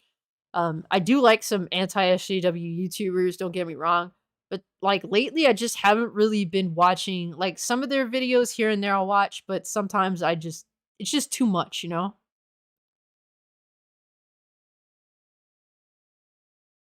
I saw an interview Kara did with Eric July early today. See, I watch Eric July a lot because he just doesn't give a fuck. Like, I used to always I honestly, for as long as I can remember, I've always been naturally, like, socially libertarian, but, Eric July convinced me, like, complete total libertarian is just how who I am as a person, and I just respect him because he just totally doesn't give a fuck. Like, he doesn't care. He really just goes in. Yeah, exactly, Zero Dozer. I really don't wanna fall into the obsession trap. Like, for me, like, my YouTube channel is, like, a representation of my personality, the things that I'm into, like, my hobbies, like and if that means that I'm not gonna grow quickly, I mean, that's completely fine. I can totally accept that, it's fine. Um, I just want, like, my channel to be, like, a representation of myself. And I do like to talk about some certain situations that I think, are important. For me, like, the limited run thing hits personally because I own a fuck ton of limited run games. Like, I have a stack of limited run games here. I have a stack over there. I have a stack downstairs in my game room. Like, I am thoroughly invested in the company. And it's like, it sucks that they did this dumb fuck thing. It's so depressing that they go down that route. Resi says, always enjoy creators that have common sense and just stick to talking about gaming and gaming news. For sure, bro. Definitely. I feel you kind of getting annoyed by the word woke. Yeah, exactly. And it's one of those things where if you put like woke in like every title of your video, you're probably going to get a lot of attention. It's just the term that gets used in the algorithm and it goes a long way. Me personally, I very specifically choose when to use that word. I don't like to use it a lot. I will go with it if it truly feels warranted. Uh, you may not feel necessarily that it does to you personally, and that's fine. And maybe some videos you think that calling a situation woke when I don't call it woke, you may not like that I don't use it, but I don't really like to overuse that word. I don't want to indulge in that in the culture war in that way. I just think that that's a little too much. I don't really have the energy for that. I really just I'm like for me, my YouTube channel is it's supposed to be a representation of me. So I definitely don't want to get into the culture war stuff on a heavy level. I'm mostly into it if it's like if it feels more personal given like I said, limited run is a great example because I really love their physical releases. So, yeah. Oh, that's interesting, Alex. You found Eric July's band before his channel. That's actually pretty cool. Yellow Flash Eric July, Mr. H are a few good ones. Yeah, I actually don't know who Mr. H is, but I'll have to look into them. I don't mind Yellow Flash. I think he indulges a little more than I would like, but I think he's pretty down to earth. Eric July, dude, is stern as fuck. He's one of the few people with a pair of balls out here, and he answers to no one. Like, honestly, I really respect the guy. Eric July criticizes any side that doesn't support freedom, which I appreciate. Exactly. Exactly. What are your examples that is not woke? I'm just curious, that's all. I can't really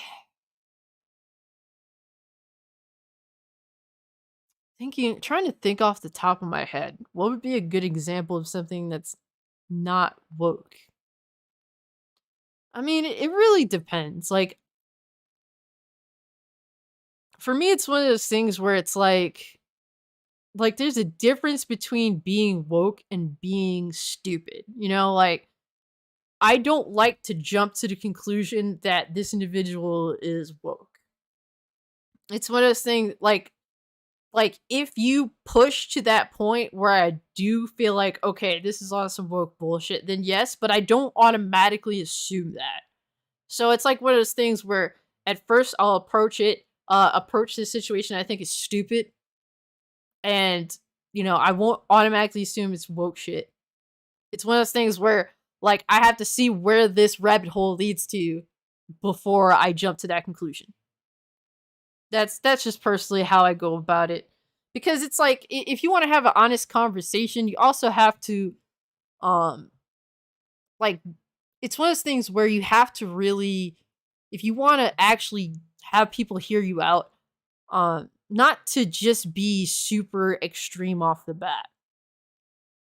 Like you guys know where my line stands, but I'm not going to automatically just like just jump to the conclusion of like this is woke, that's woke. Like it's one of those things where I'm gonna talk about it and see where it leads to, and then upon that, if it continues to go down this route where I'm like, oh yeah, they're on some super dumb fuck woke bullshit, then it is what it is. I love Eric July. He pretty much solidified me into being more of an anarcho capitalist after I converted myself. Yeah. It's one of those things where it's like before I really started listening to Eric July, I believed in like, Social Security. I thought it was important. Stuff like that. And it's just like these are just sooner or later these things are gonna, you know, inevitably go under. And it's like now it's like we need to make changes in this country that are serious. But unfortunately, neither side wants to do the right thing. So what can we do? What can we do? I can like I just try not to think about it. I know that when I hit my parents' age, I'm probably gonna be fucked. And it is what it is. Because neither side wants to do the right thing. The condescending Josh. What's good, you Josh? Good to see you as always, fam. Limited run still owes me the Jedi Outcast Academy bundle I bought 2 years ago. Whoa, that's crazy, dude.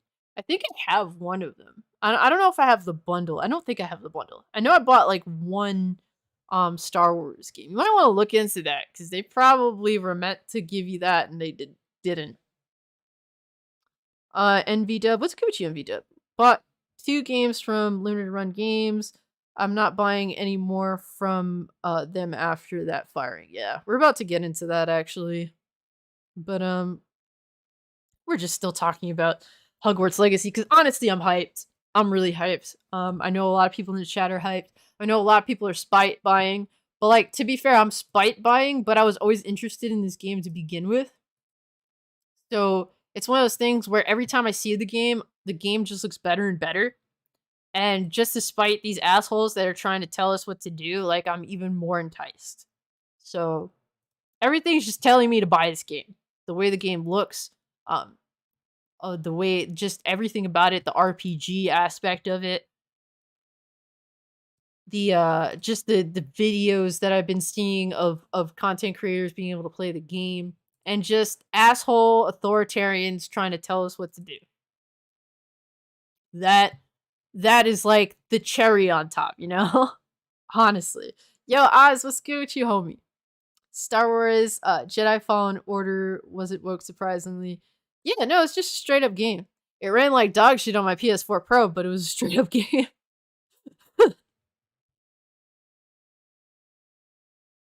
Resi says, you and your fire content have been helping decide if I want to start making gaming commentary vids again. I miss talking about games. Hell yeah, bro. Like, honestly, Rez, I think that you're a really interesting individual. I think that you're very level headed. And honestly, I think that you should make videos giving your thoughts, putting your thoughts out there. Because I think that a lot of people can relate to you.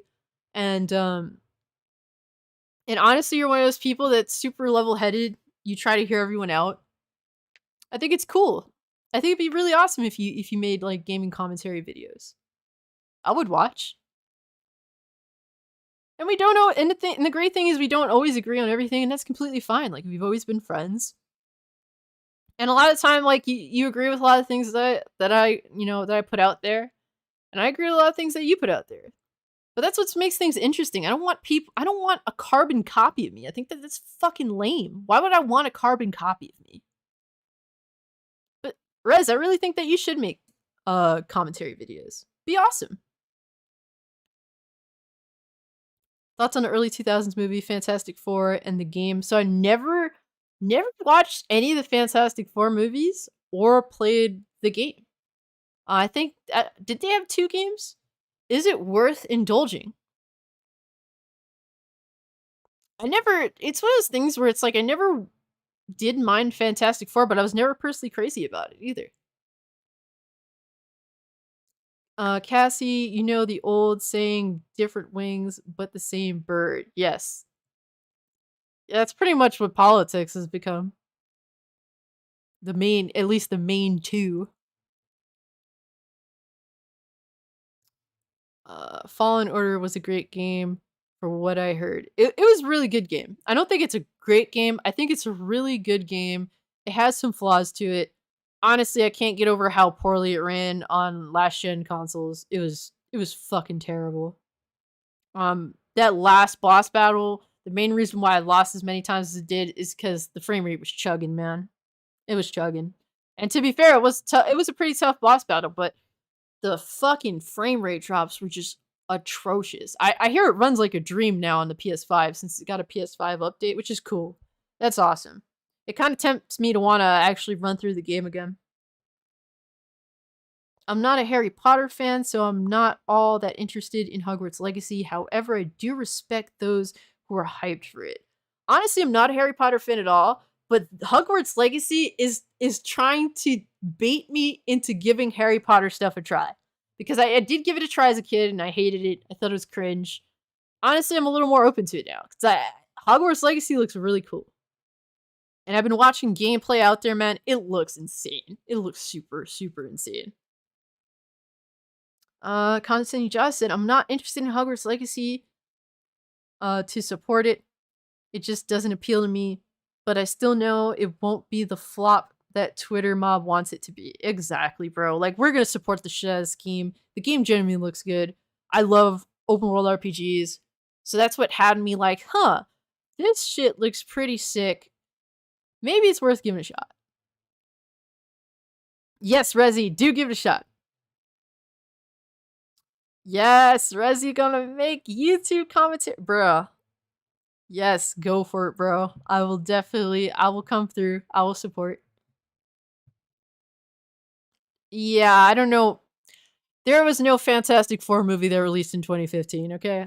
None. I don't know what you're talking about, RC Scott. It's good to see you, by the way. I don't care about Harry Potter anymore. Rather write some messed up story. So are all the Harry Potter movies good?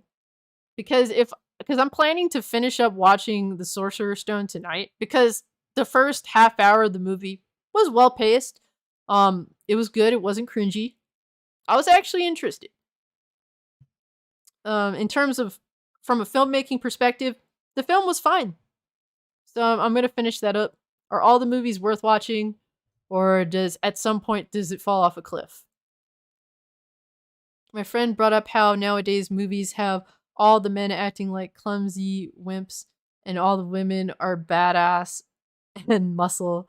I don't know if I see it as much as him. Your thoughts? So, I mean, there's definitely this has been happening a lot.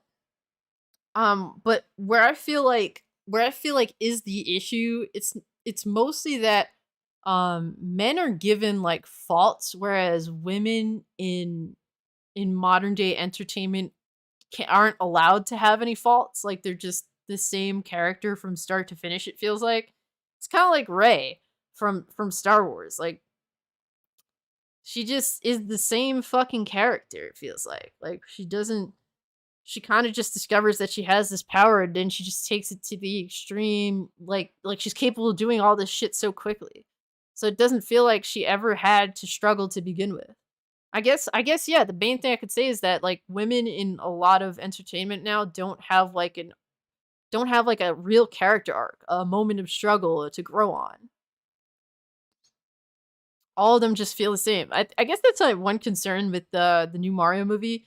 And it's not really a concern. I feel like people think that the movie is going to be like overtly feminist. I don't think that that's going to be the case, but I feel like Peach is going to just be the same character, no character arc, and whatever. Whereas Mario, he's going to have a legitimate character arc. And it's like one of those things where it's like if you don't give a female character a character arc, I mean, they're not going to be memorable. That's what a lot of female characters in films and in television are missing. They're missing a legitimate character arc. The Harry Potter books are good. I don't know if I'd be inspired enough to go read Harry Potter books. It takes a lot for me to read a book, I'm not gonna lie. The recent book I read was To Love with Selena, which was a book about Selena Quintanilla, not Selena Gomez, but basically her husband's book basically talking about Selena as a person. And I really enjoyed it. It was very touching. It was very it's like it's one of those things where it's like, "Oh my god, Selena was such a nice person." And it's like, "Yeah, but then she got murdered." And it's like, "Fuck." It hurts, but it's a really good book. You should watch the OG movies and do a review on the series or a retrospective. Ooh, it's been a minute since I've done a retrospective. It's so hard to do retrospectives on YouTube because they'll just copyright claim every fucking thing.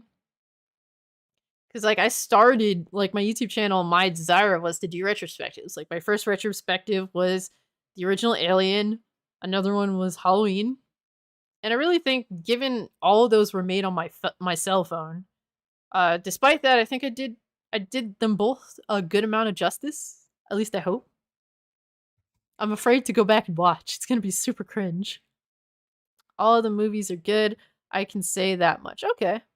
I think the first few are good. Midway is but it does end fire, in my opinion. At least they're as long as they're watchable.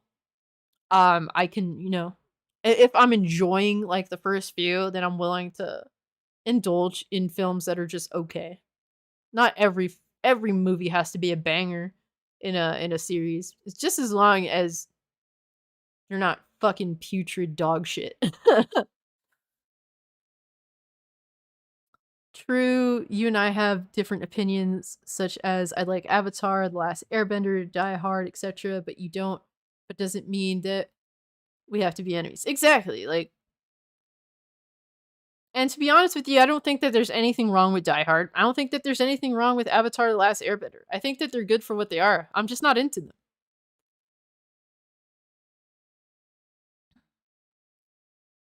I figured they wouldn't let Peach be a damsel in the film. Exactly.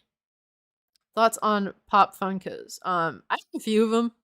I never got into them like other people did, but I have a few. I have a few X-Men ones. I have a Magneto, uh, a Dark Phoenix Jean Grey, and a Cyclops. Those are like bobblehead editions. I also do have Wolverine on a motorcycle.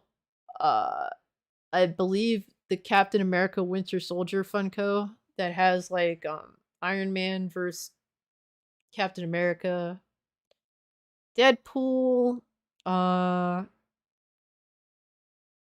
Oh, I have Batman Beyond Batman Funko Pop, which is pretty cool. I got that with when I bought the Blu-ray, the Batman Beyond animated series on Blu-ray. I mean, they're okay for what they are. I don't really value them. I'd rather have a fucking real fit like statue or figure, you know? To me, they're so much more cooler. I think that Funko Pops are just too mainstream. That's why I just don't care very much. But to each their own. I mean, they're cool little collectibles. The Selena who Jennifer Lopez played, yes. Um, I really, really love Selena, and to be honest with you, I discovered her because of the movie. And then I went and listened to like her entire catalog of music, and she had like the most amazing voice, honestly. And I really, really, really enjoy her music. And she said like she was genuinely a good person. Like it's so sad the way that basically what went down that led to her death. It really makes me sad. It genuinely does. I think there are very few good people in this world, and I genuinely believe from everything that I do know about Selena that she was one of them.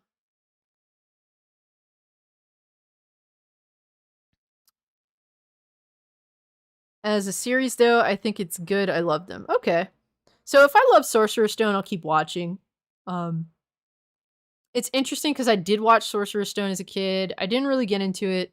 I even watched Chamber of Secrets. I believe I watched that as like so basically one of my grade school friends had like a birthday at a movie theater, so that's how I saw that movie.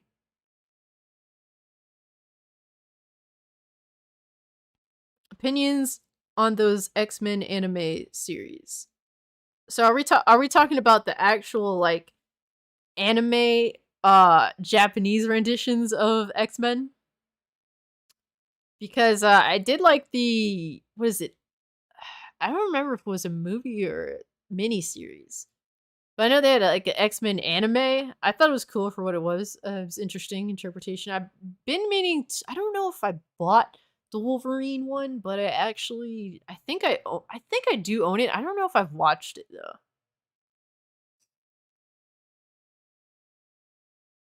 I'm not a big Harry Potter fan to be reading books or buying mad merch. LMAO. Yeah, yeah. I would never get that way. I don't think I'd be enough of a fan to go read the books and buy merch because I think like wizard stuff is kind of a little bit on the goofy side. But if it's cool, if it's good good films, I could rock with it and like it for what it is. Selena is awesome. Yes, I love the movie. I have a big blanket of her on my wall. She was my childhood. Yeah, that's awesome, man. That's really awesome to hear. She definitely was my childhood too, honestly. I really really love her music. She's a genuine person. And she's actually like someone that if you have a kid, like she's someone that you can like I would be proud if I had a kid and my kid looked up to Selena cuz she was genuinely like a really really good person. Alex Versivo said I've never listened to Selena to be honest. I know that you're more of like into like metal, I'm assuming. But if you appreciate just great vocals, um great performances. Definitely check out Selena. She has some amazing performances, man. Like that Astrodome performance was insane, bro. Like she had an amazing voice, man. Super talented. Overall, not just a great vocalist, but a great overall performer. She fucking kicked ass. Cassie, do you think Selena would survive? Like what? I don't quite understand that question. Wasn't there an Iron Man anime too, or am I bugging? Yeah, there was an Iron Man anime. I've never seen it. I'm not really into Funko Pops anymore, but I have a lot of them. You had a moment. A lot of people have had a moment. A lot of people definitely had a moment. All right, so let's see. This stream has been crazy, but I'm all for it, man. Just great convo overall. So here on IGN's website, Hogwarts Legacy developers respond to controversy around creators' anti-transgender views. Harry Potter Hogwarts Legacy allows players to zoom around on broomsticks, master exotic spellbooks, and break bread with their fellow students on the castle grounds. There are millions of Harry Potter fans on the planet, and after years of middling movie tie-ins and App Store float flotsam, Ports Key Games promised the first full-throated, big-budget embrace of the wizarding world.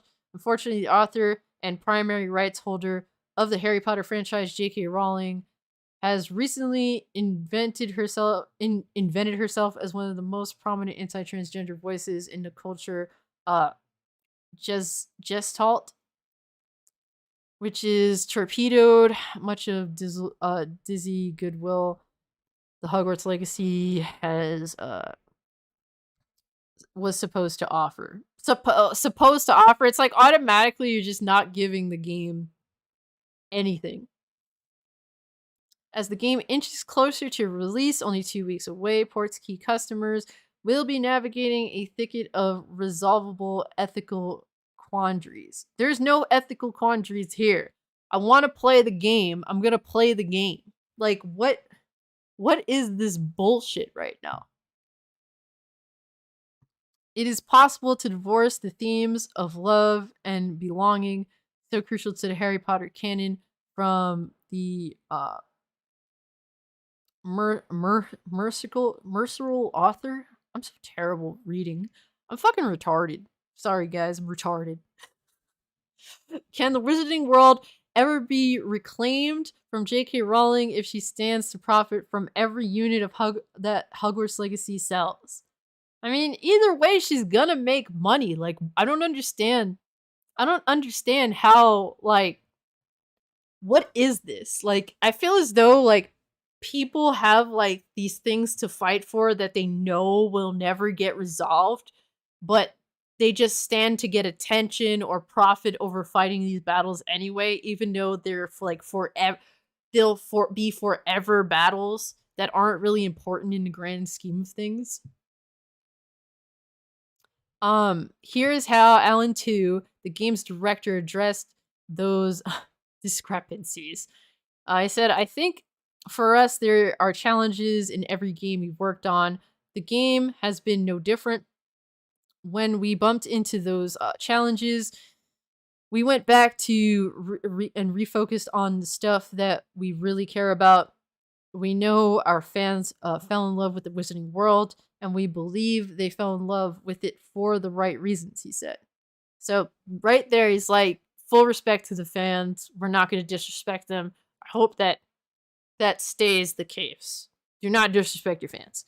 He said, we know there's a diverse audience. For us, it's making sure that the audience who always dreamed of having this game had the opportunity to feel welcome back, that they have a home here, and that it's a good place to tell their story.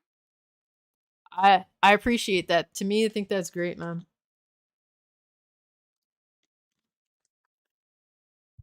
I'm glad that he also didn't address the bullshit directly. To stop short of mentioning J.K. Rowling by name. So they're butthurt by that. They're butthurt that he didn't mention her by name. Nor did he say anything specific about trans issues or trans rights. I asked him a second question. If he himself ever had any second thoughts about working on this IP after Rowling's biases made headlines, and after he paused to reiterated his earlier statement that the team made Hogwarts Legacy for everyone.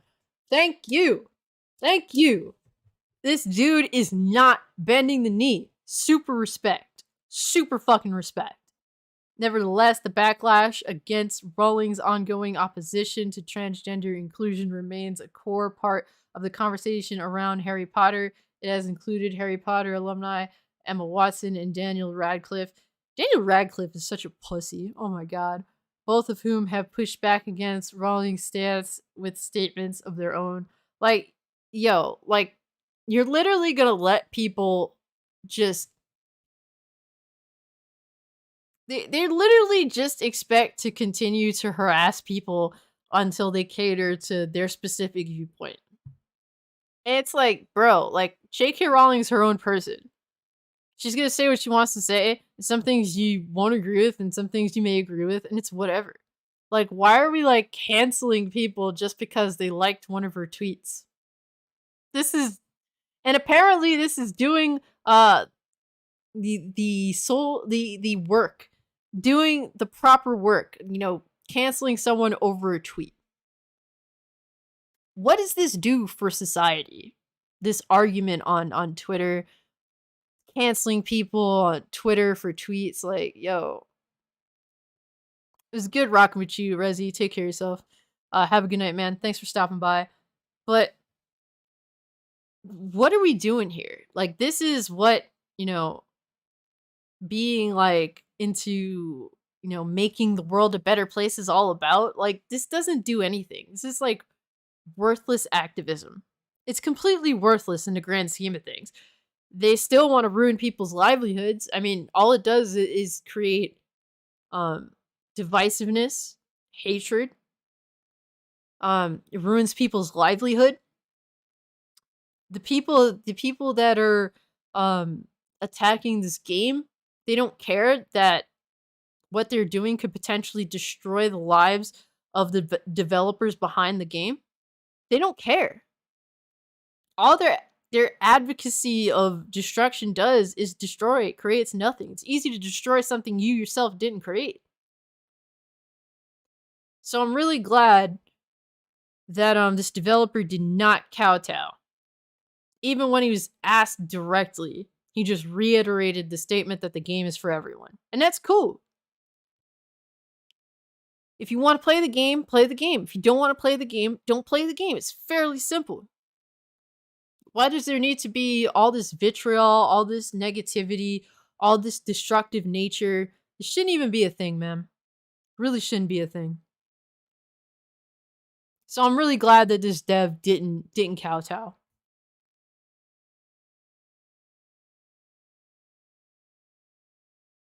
Man, to be honest with you, Sailor Mercury, IGN be on bullshit too.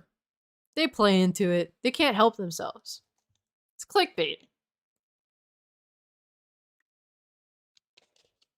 I don't think that IGN is any better than Kotaku or Polygon. IGN is just a way bigger entity.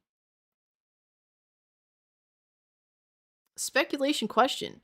Did you think the other reason that SJWs hate J.K. Rowling because that she still has the rights of Harry Potter series that SJWs can't get their dirty hands on, like other IPs?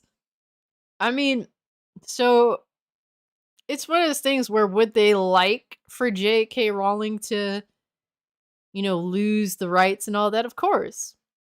Because they can have like direct influence given somebody that believes in their ideology. But I don't think it's necessarily that. They hate her because of her statements. And because of her statements, they don't want her to own the IP anymore, to benefit from the IP in any way, shape, or form. That's just what it is. IGN was determined to get him to bash JK, but he refused. Good, exactly. Do not cater to these people. The once you do, you lose. You lose everything. If you bend the knee, then the people that are supporting you will no longer support you. So don't bend the knee, because the people that already hate you, they're just gonna hate you. They never are thoughtful by any of their actions. They just want to destroy. So just don't cater to them. IGM were like, ignorance. Yes, of course. Can't spell ignorant without IGN. Until Daniel Radcliffe and Emma Watson donated every penny they made from Harry Potter to trans charity, I don't take them seriously. Hey, I think that's a good way to look at it. Yeah, if you're really about that life, all the money that you made off this franchise, give it away to what you claim to believe in. Once J.K. Rowling dies, Harry Potter is dead. It really depends. It really does depend. I wonder. I mean, it's always interesting to wonder what's gonna happen afterwards, But the last topic at hand here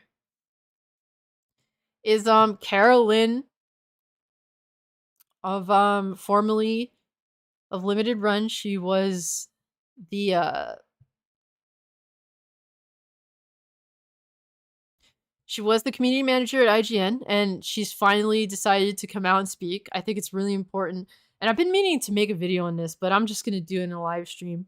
I really wanted to discuss her personal thoughts on the situation. I think that's really important to me. That is the most important, but I've been so busy. But we're getting to it now because it is important to me.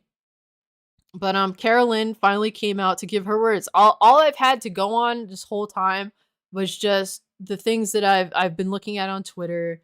A lot of the information that I got was from individuals spreading around the knowledge of, Purple Tinker and the backstory behind this. And it's just hilarious to me that I believe, let's see, Limited Run I think still has their tweets locked, which is hilarious. They tried to unlock their tweets the other day, and people just kept commenting on their shit. Wait, I think that they finally unlocked their tweets. That's funny. Let's see. But yeah, they were getting a lot of shit for a while. They were trying to wait till all this blew over. Some of their tweets are definitely still locked. So I think they're doing a test to see if like things have died down about this. But I mean, with Lynne coming out to talk about her situation, they're in trouble. They're definitely gonna get some heat. So let's see. So at one point they did unlock their tweets, and people commented, and then they locked their tweets again. Let's see. See, like here, some people did comment right there, but like tweets are locked again. Only people mentioned can reply.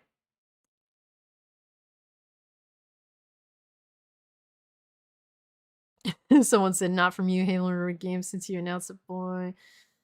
Stop advertising so much and process some actual orders for once." Damn.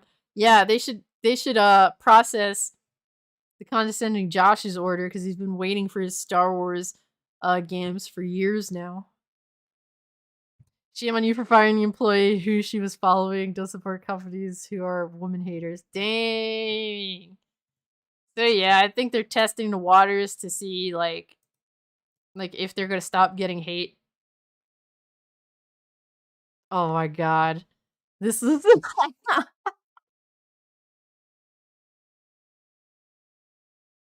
But I think apparently Limited Run has a lot of things they're dealing with, and they deserve it. They earned it on their own.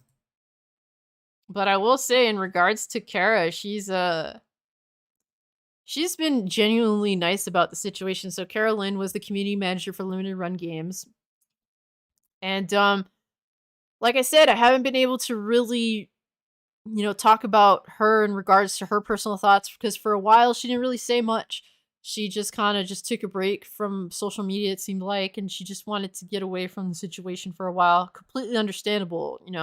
I'm sure that this kind of came as a surprise to her, but Limited Run fired her for no legitimate reason.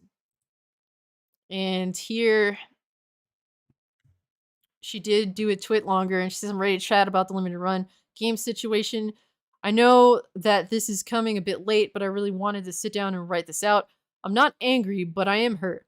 I admit I've tried to film this a few different times, but my feelings did get the best of me, and I had trouble getting through it without crying. So here we are. First and foremost, thank you so much for the absolute outpour of love and support. I truly cannot express how grateful I am for each and every person who reached out to me, a complete stranger, to show your solidarity with my situation. Now, I suppose it's time to get to the event leading up to my termination from Limited Run Games on January 6, 2023. My day started by waking up to a message from a coworker with a link to the post that has now circulated around the internet and demanded my termination from the company I can honestly say that it came out of left field. That single message was the only one I received up until I was requested to join a call at 4:30 p.m. The call in which I was informed that I was being released from the company. So that very day, man, they dropped her. They didn't do any investigating. They did nothing. They just caved immediately. She said I had reached out to a couple of my bosses to inform them that I had seen what was going on and it wasn't true, wasn't sure what to do. I was a wreck. I didn't receive a response until the request for the call. In that call, I will say that there was a lot of emotions. I could tell they didn't want to do what they were doing and even said they didn't want to. They were being pressured from elsewhere. From what I was told, there was no other option presented, but they were providing me with a decent severance and letting me keep my health insurance for a couple more months. I had never been written up or reprimanded. I had never abused my power or personal opinions on the various social channels. I even refrained from commenting or interacting with any political content or controversial topics on my personal social media accounts. This one isolated incident was apparently all it took. At least it is what I have been led to believe. If there was another reason, I was not informed. They didn't want the bad publicity, and I can understand that. Unfortunately, I feel like that backfired on them. Indeed, it certainly did backfire on them big time. The craziest thing about the whole situation was that we were already in the midst of hiring a new community manager because I had expressed in the previous months that I was feeling burnt out and wanted to try something new. Social media is in general was taking a significant toll on my daily life and mental health and I was in need of a change. January was going to be my last month as the community manager. So yeah, I was watching her on Eric July, and she basically said the same sentiment that like, I was getting burnt out doing this job, and they were gonna move me to doing something else within the company, which is cool for sure. So yeah, she kind of and I can only imagine like how much worse like her mental health situation probably is given what happened, and then like all of this internet social media like situation in general must have like taken how she was feeling and just made it like times 100. I can only imagine. And she continues, a common question I keep getting asked is if I'll be taking legal action against limited run games. No, I will not. North Carolina is an at will state, and companies are able to fire anyone for any reason or even for no reason at all. I still have a special place in my heart for limited run games. They were my first step into the gaming industry, and I am thankful for that. I still consider many of the people there my friends and wish them well. Josh and Douglas fought for me sure I was fought to make sure I was taken care of. Please stop attacking Josh and Doug in a personal manner. They don't deserve the harassment, and I have no ill will against them. And honestly, like really, from what I've gathered from this, Carolyn is genuinely a really nice person. She has no ill will towards anyone from the interviews I've seen and just her overall outlook on the whole situation. Like, I think that she's a genuinely better person than me. I can honestly say that. Like, I really do think that she is, and really, this didn't deserve to happen to her. On the next topic, I truly believe that everyone has a right to love who they want to love and be who they want to be, as long as they are not hurting anyone else. I completely agree to that as a libertarian. My only hesitation is when children get involved. That's literally it. Also completely understood. Can totally understand that. As long as you're kind and don't pressure your own opinion on others for any political side or religion, I believe everyone has the right to be happy in this world. I have friends and acquaintances who are non-binary, and even rooms with trans and LGBT individuals in the past at various events. It honestly doesn't bother me, nor should it. I have no hatred towards anyone who was involved in the call for my termination. If you personally and truly felt like I had hurt the company in some way, then you have the right to that opinion. But know that I do not see it that way. I just wish someone had reached out and attempted to start a conversation rather than jump right to accusations. Honestly, I have no idea what my future will bring me. I'm not sure if I'll attempt to pursue content creation again, but back into the gaming industry or try to find something new and fulfilling. All I know is that I won't let this situation bring me down. I am the only person who knows that my what my heart feels and what my values are. I refuse to let an anonymous person on the internet hurt me or ruin my life. All I know is that I will come out. I will come out of this stronger. If I could take one thing from this situation, it would be to bring light the danger of cancel culture. I have always been opposed to it and have voiced my disagreement with how it is handled. It can be hurtful to all parties involved. If you don't like something, vote with your wallet and move along. There is no need for vicious attacks on people or companies. Sending horrible messages to a company's online social platform can take a huge mental toll on those people who have to read those. People who've had no hand in the situation, please just think about just think before you post. We're all guilty of posting something fueled by emotion, but fail to consider just how many other bystanders may be negatively affected. Let's just try to be better. Thank you again to everyone who reached out or shared your support in some way. You have been a light in such a dark time in my life, and I am eternally grateful. Over the next few weeks, I'll be a guest on various podcasts. If you would like to have me, please feel free to reach out. I'll make sure to share when and where you'll be able to find me. I will see you soon, Carolyn. Okay, so I'm really, really glad that she did put this out there so that we can have her personal thoughts on the situation. Like, honestly, that's really important. This this is a really tough situation for her, and she took the time that she needed to, mentally be prepared to deal with, like, essentially addressing it. That's completely fine. I'm glad that she's honestly taking it as well as she did. Um, she's genuinely a nicer person than me. I would be so bitter, so angry, and I'm sure that she was angry, but clearly, she's not gonna let that negative energy uh, you know, take a toll on her. And yes, like Spencer probably said, I do wish her all the best. She honestly seems like the type of person I would love to have as a coworker. That's honestly how she comes off. I would love to have Carolyn as a coworker. So I hope that she bounces back better than ever. I hope that she finds her niche. I hope that one of these companies do reach out to her and give her a permanent position doing something that she can get behind, that she could be passionate about. And if she wants to do content creation, if this inspires her to do content creation, that'd be awesome too. Whatever she wants to do, man. But it was really cool to see her on Eric July's YouTube. I definitely checked that out. It was really cool. Um, Honestly, everything about her just seems to be so genuine, down to earth. Like, it's sad that this had to happen to her of all people, but she's like, I'm glad it happened to me because at least I can deal with it. Some people can't, and it's true. She is strong enough to be able to deal with this, and some people wouldn't be nearly as strong enough to deal with it because it's such a messed up situation. So she's like, yeah, I'm glad that this happened to me because at least I know that I can handle it, and I totally understand that sentiment. Wishing Carolyn all the best.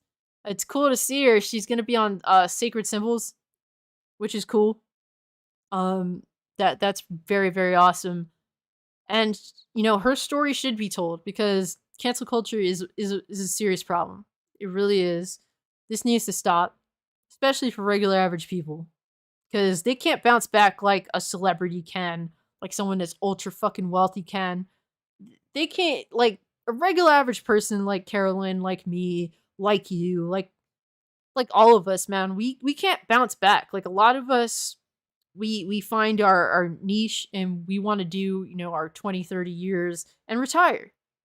And a lot of us don't really have the ability to just uh get fired for bullshit and then, pick up the pieces easily. It's not that easy for people that have their plan that they're following, they're abiding by in order to get where they want to be. So this needs to stop. Cancel culture really, really needs to stop. And I'm glad that Carolyn is taking it well. That's, I think, is great, man. Given, like I said, this is really, really difficult for anyone, but she seems to be taking it in stride. And she's making all types of awesome moves. The fact that she was on Young Ripper 59's channel is cool. You guys mentioned Chrissy Meyer. I did notice that before I went live. Like a couple hours before I went live, that she was talking to Chrissy Meyer. So I'm gonna have to check that out. Thank you, Joshua. I really appreciate that. He says he likes the hat. So I'm definitely going to check those out. Definitely going to keep tabs on Carolyn, wishing her the best. And she was actually on one of my live streams thanking me for covering the situation. And that was really awesome. To me, like, she's a badass, honestly. I definitely, in some ways, look up to her. It's really cool. I really just hope that her future is brighter and that she gets awesome support, man. She deserves it. No one deserves to have that happen to them over literal petty stuff, who she follows, and a tweet from like what 7 years ago. Like, are you fucking kidding me? And she doesn't go out her way to be overtly political. She doesn't like that stuff. She'd rather just, have other conversations. So it's crazy that this happens to her, of all people, who doesn't really get involved in the whole political boxing ring. But it is what it is, man. Unfortunately, it's reality. And while I do completely understand where she's coming from in regards to, attacking limited run, I mean, limited run's just gonna get, they're just gonna get it whether they deserve it or not.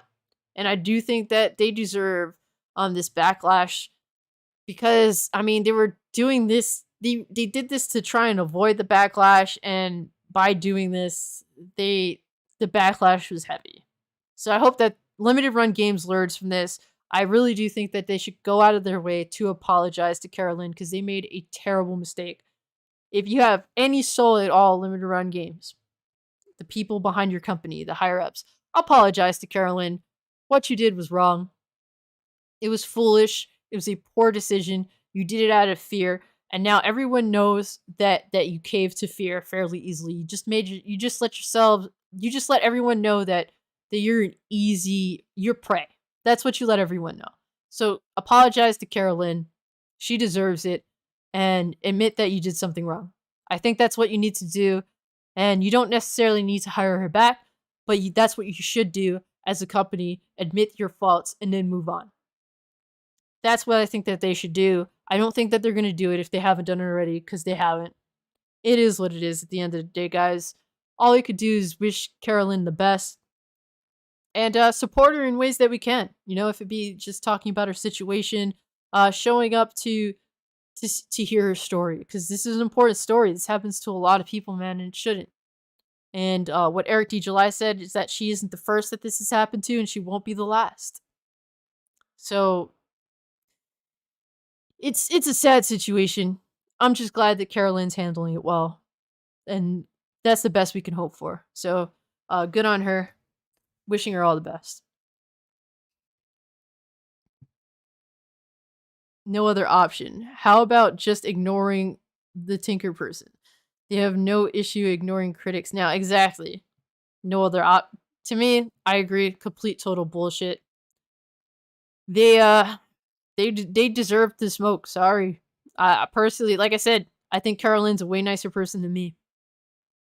It's a character flaw, guys. I'll accept it.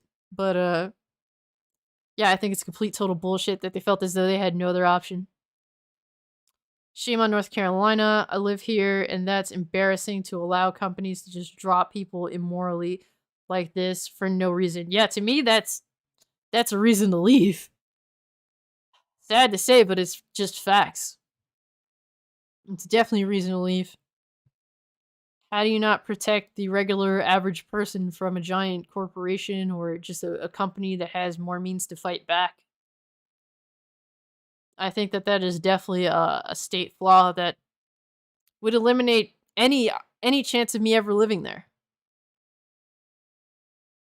Yeah, Spencer, they definitely getting smoked. They should have never fired her. I agree, Alex Receival. She did nothing wrong. I saw two great interviews with her. One on Eric July and the other on Christy Meyer. Yeah, I'm gonna check that out after the stream.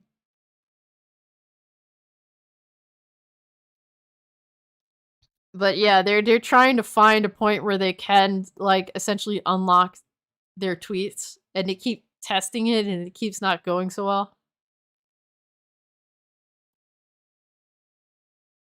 And I think that what's gonna stop it is just apologizing.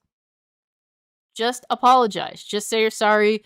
You did something wrong, and that you hope that you can move forward from this, learning what you did. I think that that's something that they on Twitter should do.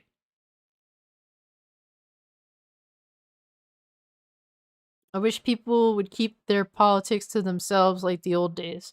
I agree with that. Carolyn didn't really do anything. You know, she didn't talk politics. She said that she would avoid it avidly. And yeah, I guess, it's one of those things where I personally don't delete my tweets, but I think that it should be considered, man. If you work at a job that you value, maybe you should delete a lot of your old tweets, especially if you don't remember the things that you've said. And look, I don't really like to do this, but we don't play like I don't believe in it, but inherently we don't play by fair rules in society anymore. Nothing's fair. At any moment, for any bullshit ass reason, something really fucked up socially can happen to you. You can get fired from your job that you spent many years at, you accumulated time at, you're planning your retirement with. We don't play by fair rules. So do what you feel like you need to do, knowing that the odds are stacked against you. That's just what it is. So take every precaution. That's how I feel about that. But yeah, it's a shitty situation, man. I hope that society just does eventually change for the better, but who am I fucking kidding? Getting things to change or expecting them to change is. I would like for it to, but sadly unlikely, man. I don't know if you guys have any other thoughts on this whole situation, but I think that we went over most of what we were planning to, right? Got Carolyn out. We discussed Carolyn's situation with Lemon Run. Hogwarts Legacy, obviously we're hyped for that. Hi-Fi Rush on Xbox. And we kind of just forgot about Forspoken, which, I mean, that's that seems to be about right, I guess. So yeah, guys, if you haven't already, like the stream, really helps the channel. I really appreciate everyone that came through. Exactly. We forgot about Forspoken in the stream. We actually replaced it with an awesome discussion about X-Men. That was fun. Yeah, who cares about Forspoken? I mean, look, man, it is what it is, man. The game just. All I can really speak for is my PC peoples, and we're just tired of bad ports. Can we just get good ports, man? Respect PC Master Race. I think that everyone in the gaming community, when a game is released, I firmly believe that everyone in the gaming community, if you're on Xbox, if you're on PlayStation, if you're on Nintendo Switch, if you're on PC, you are entitled to a working game day one when the game releases. Now, if they have to, say, oh, the PlayStation version is ready, but the PC version is still messed up, delay the PC version. It is what it is, man. I'd rather you delay it than disrespect me with a piece of shit. It is what it is. This is not the gaming industry cannot go on like this. There needs to be changes. Developers and publishers need to respect the people that they sell product to. Otherwise, I completely and totally support piracy. And I go so far out of my way to avoid piracy. I really do. I'd rather just not buy the game at all. But honestly, at this point, with the way they blatantly disrespect their consumers, and if you do want to play their game, and to be honest, I don't think Forspoken is even worth pirating. But if you're gonna disrespect consumers like this, then I think piracy is totally warranted. When's Marvel's Avengers coming out? When is Marvel's Avengers getting fixed? Is the real question. That game is dead. They're pulling the plug on it. I don't know when exactly. Let's see. I'm curious. Marvel's Avengers.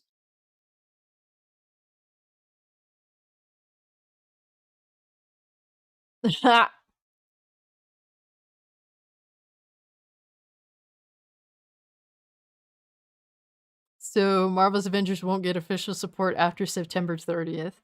The game's final balance patch will arrive March 31st. The game's still fucked up from what I heard. Still to this day, like, glitchy as hell and just terrible. And it's a shame because I did like Crystal Dynamics back in the day. The Tomb Raider reboot is still one of my all-time favorite games. I think that they did an awesome job with that game. But Crystal Dynamics has proven that they do not respect their consumers at all. In fact, they just spit in your fucking face. And you know what? The one thing I can say about Marvel's Avengers is sadly that I think that Crystal Dynamics was put between a rock and a hard place. Basically, I think Square Enix forced them to make a game that they weren't capable of making, given the structure of their development team. They were structured to make Tomb Raider games, action adventure games that didn't have the whole microtransactions. Basically, they were not prepared to make a live service game. That's a fact. They did not have that kind of development team. And still Square Enix forced it upon them to make the game, and they did. And when push comes to shove, they prove that yeah, they weren't equipped to make a proper live service game. Then the fans attacked them for it. And look, man, there's no excuse for having a broken ass game for this many years. There definitely isn't an excuse. Isn't an excuse for that. But I do believe that Square Enix put a lot on Crystal Dynamics, and in ways that their development team was not structured to do. Josh says the Guardians of the Galaxy game is what the Avengers game should have been. Exactly. No live service bullshit. Just straight up action adventure game with a decent story behind it. I played Guardians of the Galaxy, the game. It's pretty good. I enjoyed it for what it was. I mean, I don't think it's not a 10 out of 10. I think it's a solid 7 out of 10 sort of game. Like, middle ground, decent, fun. Pretty. Very, very pretty. I think Marvel's Avengers could have been a good game if it wasn't a live service game. And I fear for Suicide Squad. I think Suicide Squad, a lot of people are defending it, man, but how many live service games actually, end up being good? It's very, very rare.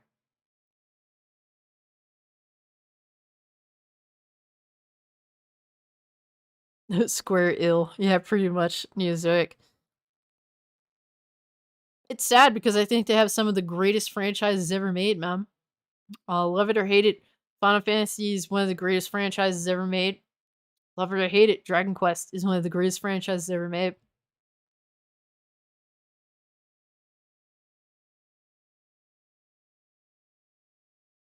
Oh, you're saying Guardians of the Galaxy is fun? Something most modern day games aren't. Very, very true. Very, very, very true. Yeah, I think Guardians of the Galaxy kind of got written off just because the characters don't look like their MCU selves, and I don't think that's fair.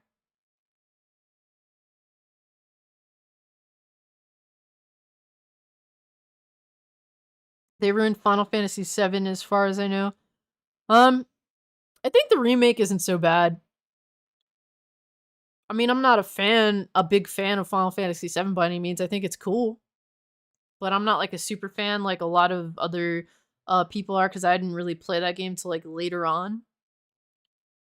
But I think that the remake is cool. I just think it's bullshit that they're cutting it into like three parts. I have some issues with the game. I wish that Final Fantasy VII Remake was more hack and slash elements. It kind of feels like they kind of hold you back just a tad bit, which I don't like. That's why I'm super excited for 16 because that's made by like influenced heavily by Devil May Cry. So the combos and all that, I'm super hyped for that. They're not gonna hold you back. That's what has me super excited for Final Fantasy 16, man. Marvel Ultimate Alliance 3 exists. Get a Switch and play it. Yeah. Yeah, I have Ultimate Alliance 3. Any chance that like when my friends randomly pick up that game, I actually stop everything I'm doing to play it because I really do enjoy that game. Words of Paradise says, "What we need is another Dragon Quest game. Akira Toriyama won't be around forever." Facts, dude. They are working on Dragon Quest 12, and everything that we know so far is that Dragon Quest 12 is going to be very, very interesting. It has a dark tone to it, and they're changing things up. But the great thing about Dragon Quest is that when they do make changes, they still are traditional. So I'm open to this. I think they understand that their fan base appreciates tradition, but they are definitely mixing it up just a little bit. But we also are getting Dragon Quest 3 remake, so I'm also super excited for that as well. So there's definitely a lot of Dragon Quest content coming out. I think Dragon Quest Builders is awesome. There's definitely a lot of good Dragon Quest stuff out there. I love Dragon Quest 11. It's one of my favorite games in modern times. Freaking awesome, dude. Sephiroth sucks in the remake. I get you. I think he looks fucking awesome, but I can understand where you're coming from. We need I want a remake of Dragon Quest 8. I would love that. I never got to play Dragon Quest 8. It's actually on my to buy list for PS2.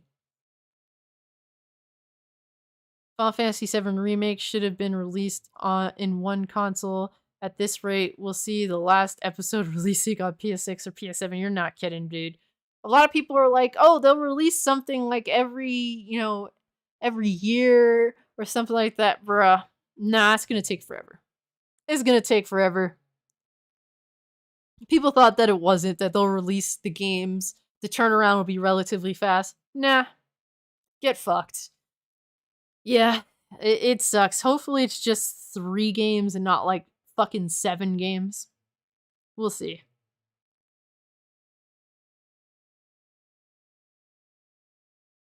Final Fantasy 16 is my most anticipated game of the year. Yes, Envy Dub. Yes, sir. Yes, sir. I wholeheartedly feel you on that, bro. Wholeheartedly. Final Fantasy VII Rebirth isn't linear like the first game. Need to be more open now that it's out of Midgar. Yeah, I think the reason why the game is taking this long to make is because it's a bigger scope of a game. Like they have to definitely step it up. So hopefully it is more open world. Hopefully the combat doesn't hold your hand as much. That's what I'm hoping.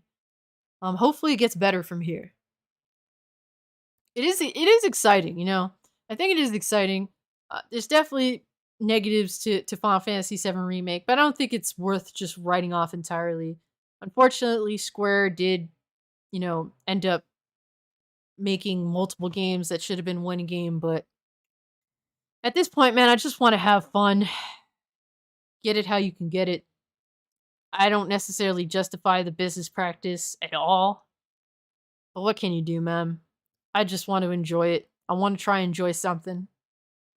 No Zelda Breath of the Wild 2. Honestly, I'm not even excited for Breath of the Wild 2, so I guess Final Fantasy 16 it is. I think Breath of the Wild 2 is coming out soon. I think that it's going to be a cross-gen game. Whatever Switch game, whatever Switch successor there is, I think Breath of the Wild 2 will also be on there.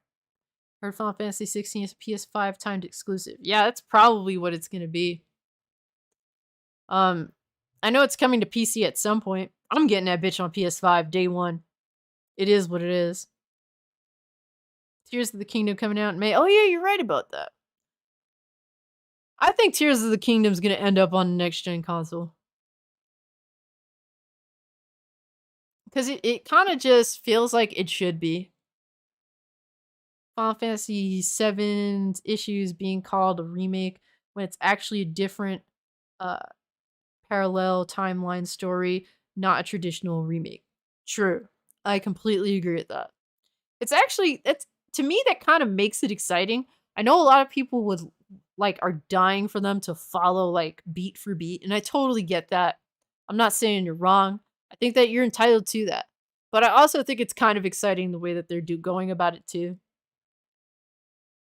It'll be interesting. For everyone that's getting Dead Space remake, I hope it's everything that you've wanted. Hopefully, hopefully, a deal is held true and that I will also be getting a copy. Honestly, I'm horrified by horror games. Let's get to VG Legends. I'm horrified by horror games, but I do like Dead Space. I played a good amount of the original Dead Space. I actually got kind of far. Um, and I really, really liked it, but I'm a scaredy cat little bitch at the same time. So I definitely maybe I can stream it. Maybe I think you guys. I would be shitting bricks, but it would be kind of funny to stream it. But once again, I know I did. We're doing a watch along movie night. It was originally scheduled for Saturday, but I'm scheduling it for Sunday. Sorry about that. I just totally forgot that I had an engagement going on Saturday. So I'm really sorry. I don't like to make dates unless I know for sure that I'm going to be there. I really didn't mean that. So we're watching Scarface on Sunday. Get your Scarface 4Ks out. Get your Scarface Blu-rays out. Get your Scarface DVDs out or VHS. I remember originally watching Scarface on VHS. It was a double VHS. It's gonna be around 4:30, if not 5. I'm trying to get it at 4:30 because it's a long movie, and we're gonna watch that together. It's gonna be an awesome time. Um, I can't wait. I love watching that film so much. Resident Evil 4 remake long play on Cult Classic Cage Show. Oh my god, dude. I would shit bricks, man. You know what? I never actually played the original Resident Evil 4. And my friend the Lemonade King absolutely hates me for that. So it is what it is, I guess. Yes, Red Clouds, it's good to see you, bro. Hi-Fi Rush is amazing. It is amazing, bro.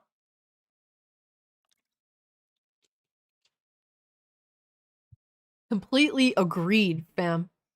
It is a lot of fun. I'm excited to play some more. Honestly, I just it's just a genuinely fun game. Like I just want to see more fun games. It's a perfect game for Xbox. Perfect game. Everyone's been wanting like new IPs for Xbox and all the new IPs they tried to come out with are lackluster as shit.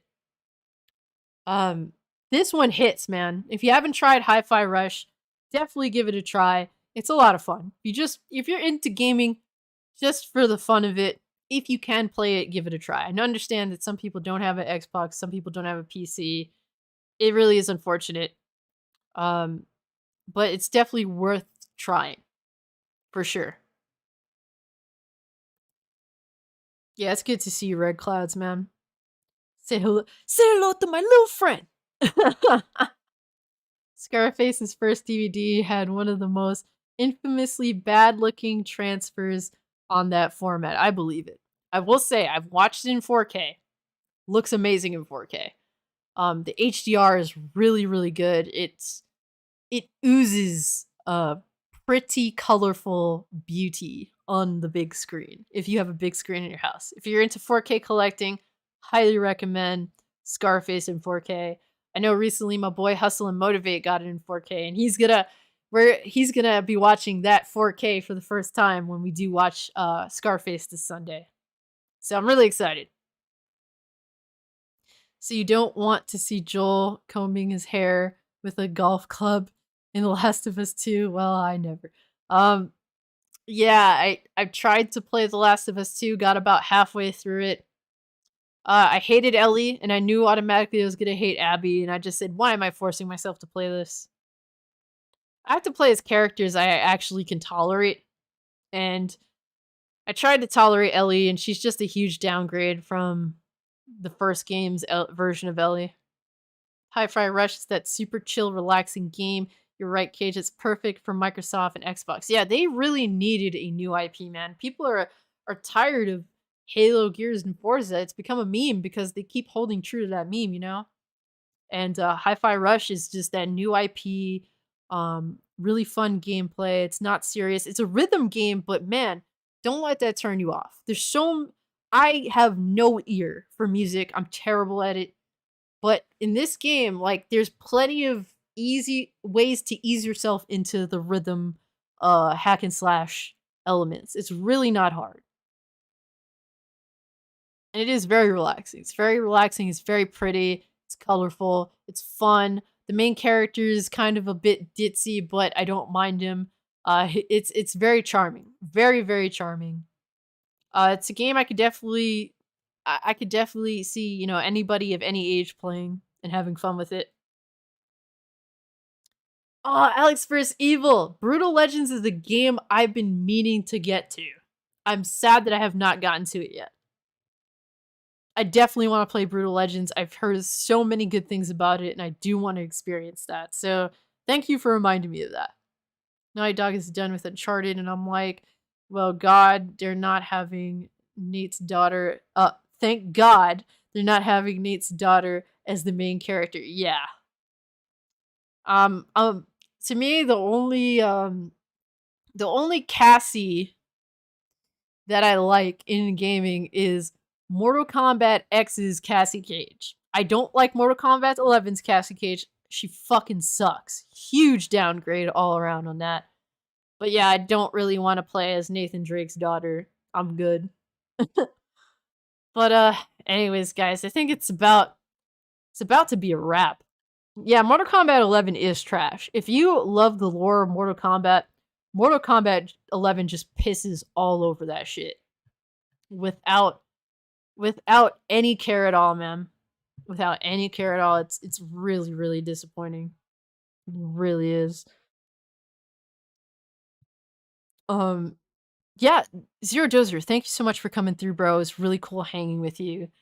Um, you're done with Naughty Dog. I don't blame you. I can't say I'm done with Naughty Dog. I really, really want to play uh the factions multiplayer. The reason why I refused to buy The Last of Us 2 Day 1 was because they tore out the multiplayer from it. And I'm just like, well, that's like 80% of my gameplay right there. You just tore out of the game. I've played The Last of Us Factions 1 for well over like 150 hours, like close to 200 hours, I believe. That was where most of my playtime went on that game. I was done with Naughty Dog in 2013. Uncharted is a trilogy. Damn. I feel you, bro. I feel you. It's unfortunate. I'm hoping that I really, really do hope that that Factions 2 will be something worth playing. It'll be fun. I do hope it's also crossplay since do believe it's probably coming to PC. They said that a lot of their service games are coming to PC as well. So yeah, hopefully it's a good time. If you're a channel member, please recommend to me a movie. You can go into like the members tab, and I do have like a little thing that says movie recommendations. The movie recommendation for this Sunday is Scarface. Thank you, Anarchy4K, for that recommendation. That's cool. Channel members are allowed to recommend films for us to watch, and we all will watch the film together. That's what I look forward to. But thank you, all my channel members, AB Limits, Get This Work, Our Carry, Hustle and Motivate, and I'm a Rich Swag Lord. I really appreciate you guys. Everyone that dropped a super chat, I don't take you for granted. Thank you so much, man. Anybody who's came through just to hang out, I also don't take it for granted. Thank you so much, guys. I really do appreciate you. This is your first live stream I've watched. It's been awesome. Can't wait to tune in for many more. Thank you so much, Words of Paradise. It's really good. Guys, check out Words of Paradise's YouTube channel. Dude has a lot of cool stuff going on there. He's a genuine guy. I've watched some of his videos. He definitely deserves a following. He has interesting things to say. I really appreciate that he's putting himself out there. He's putting in the work. He makes a lot of vids, and he has interesting things to say. So definitely check out his channel. He's a small upcoming YouTuber just like me, and I really want to help out anybody that I can, any reasonable way. And I think that he's deserving of it for sure. So definitely check out what he's got going on. And Sailor Mercury said, I just watched the cutscenes of MK11. Story's bad, but did like the Aftermath DLC. Shang Tsung from the 90s MK movie was great in it. I have to check out that DLC. I think I do have it. I ended up buying MK11 for like dirt cheap, the whole thing. And I played it for a little bit and dropped it. So I think I want to at least play through some of it, play some of the characters. I really like that they did add the original movie's actors visually to the game, and they voice acted too, which is cool. Hate how they doing my folks Jack and Dexter. Yeah, completely ignoring them. I completely agree. Music said, did you prefer long series Hexel such as Star Wars Saga 1 to 6 or traditional trilogies such as The Lord of the Rings? I mean, it really just depends. I'm not against either. I just don't like, if you have nothing to say after that first movie, do not make a sequel. That's really what it comes down to. If you really genuinely have something to say after that first sequel, after that first movie, after that second second movie, third movie, keep going, man. It just depends on if it's warranted. Don't beat a dead horse. MK11's story was disappointing. Aftermath was a little better though. Okay. I mean, at least that's something to look forward to. It's just super disappointing, man. Like, as a Cassie Cage fan, like, I was a super huge fan of Cassie Cage. I mean, that's kind of why I use her last name as my alias. In MKX, she was fucking badass. Like, she was super cool. We had similar personalities, given we don't look alike, but when they first introduced Cassie Cage, I'm like, that's my fucking character. She embodies me and she has my name. It's like she's calling me. So I played her. She was my main on MKX, and I really enjoyed her character. So but in MK11, they just do her completely dirty. She was supposed to be like the main character of X. They didn't do a good job with it, even though I like her character. The MKX's story just wasn't compelling enough to make her be like essentially the new main of the series. And MK11 realizes that and just completely drops her. So that's unfortunate. But yeah, guys, if you haven't, drop a like. Really appreciate it. It was really good hanging out with you guys. Cassie Cage and all the MK10 combat kits were reduced to side characters or missing in MK11. I went back to Liu Kang as hero. Yeah, exactly. It's like they totally just botched it. Totally botched it, man. I honestly think they should have just totally ripped off Terminator with MKX and just sent Cassie Cage to the past to try and change the future sort of deal instead of making everyone old as shit. That's just my personal thoughts, but thank you guys so much. It was really good hanging with you. Sailor Mercury, VG Legends, Neozoic, Alex vs. Evil, Red Clouds, The Constant Josh, Words of Paradise, Doba Fett, Zero Dozer. Honestly, just way too many homies. Rezi. I appreciate you all. Mads, Pain Enthusiasts, a lot of longtime homies, Macaroni Tony, Rocky. Get this work. Thank you all so much for everything. I never take it for granted. I do always go out of my way to be like, to show you guys, like, genuinely, I really appreciate everything. So thank you guys so much and take care of yourselves. Get ready for the weekend. If you're hyped for Dead Space, I hope it's everything that you guys wanted it to be.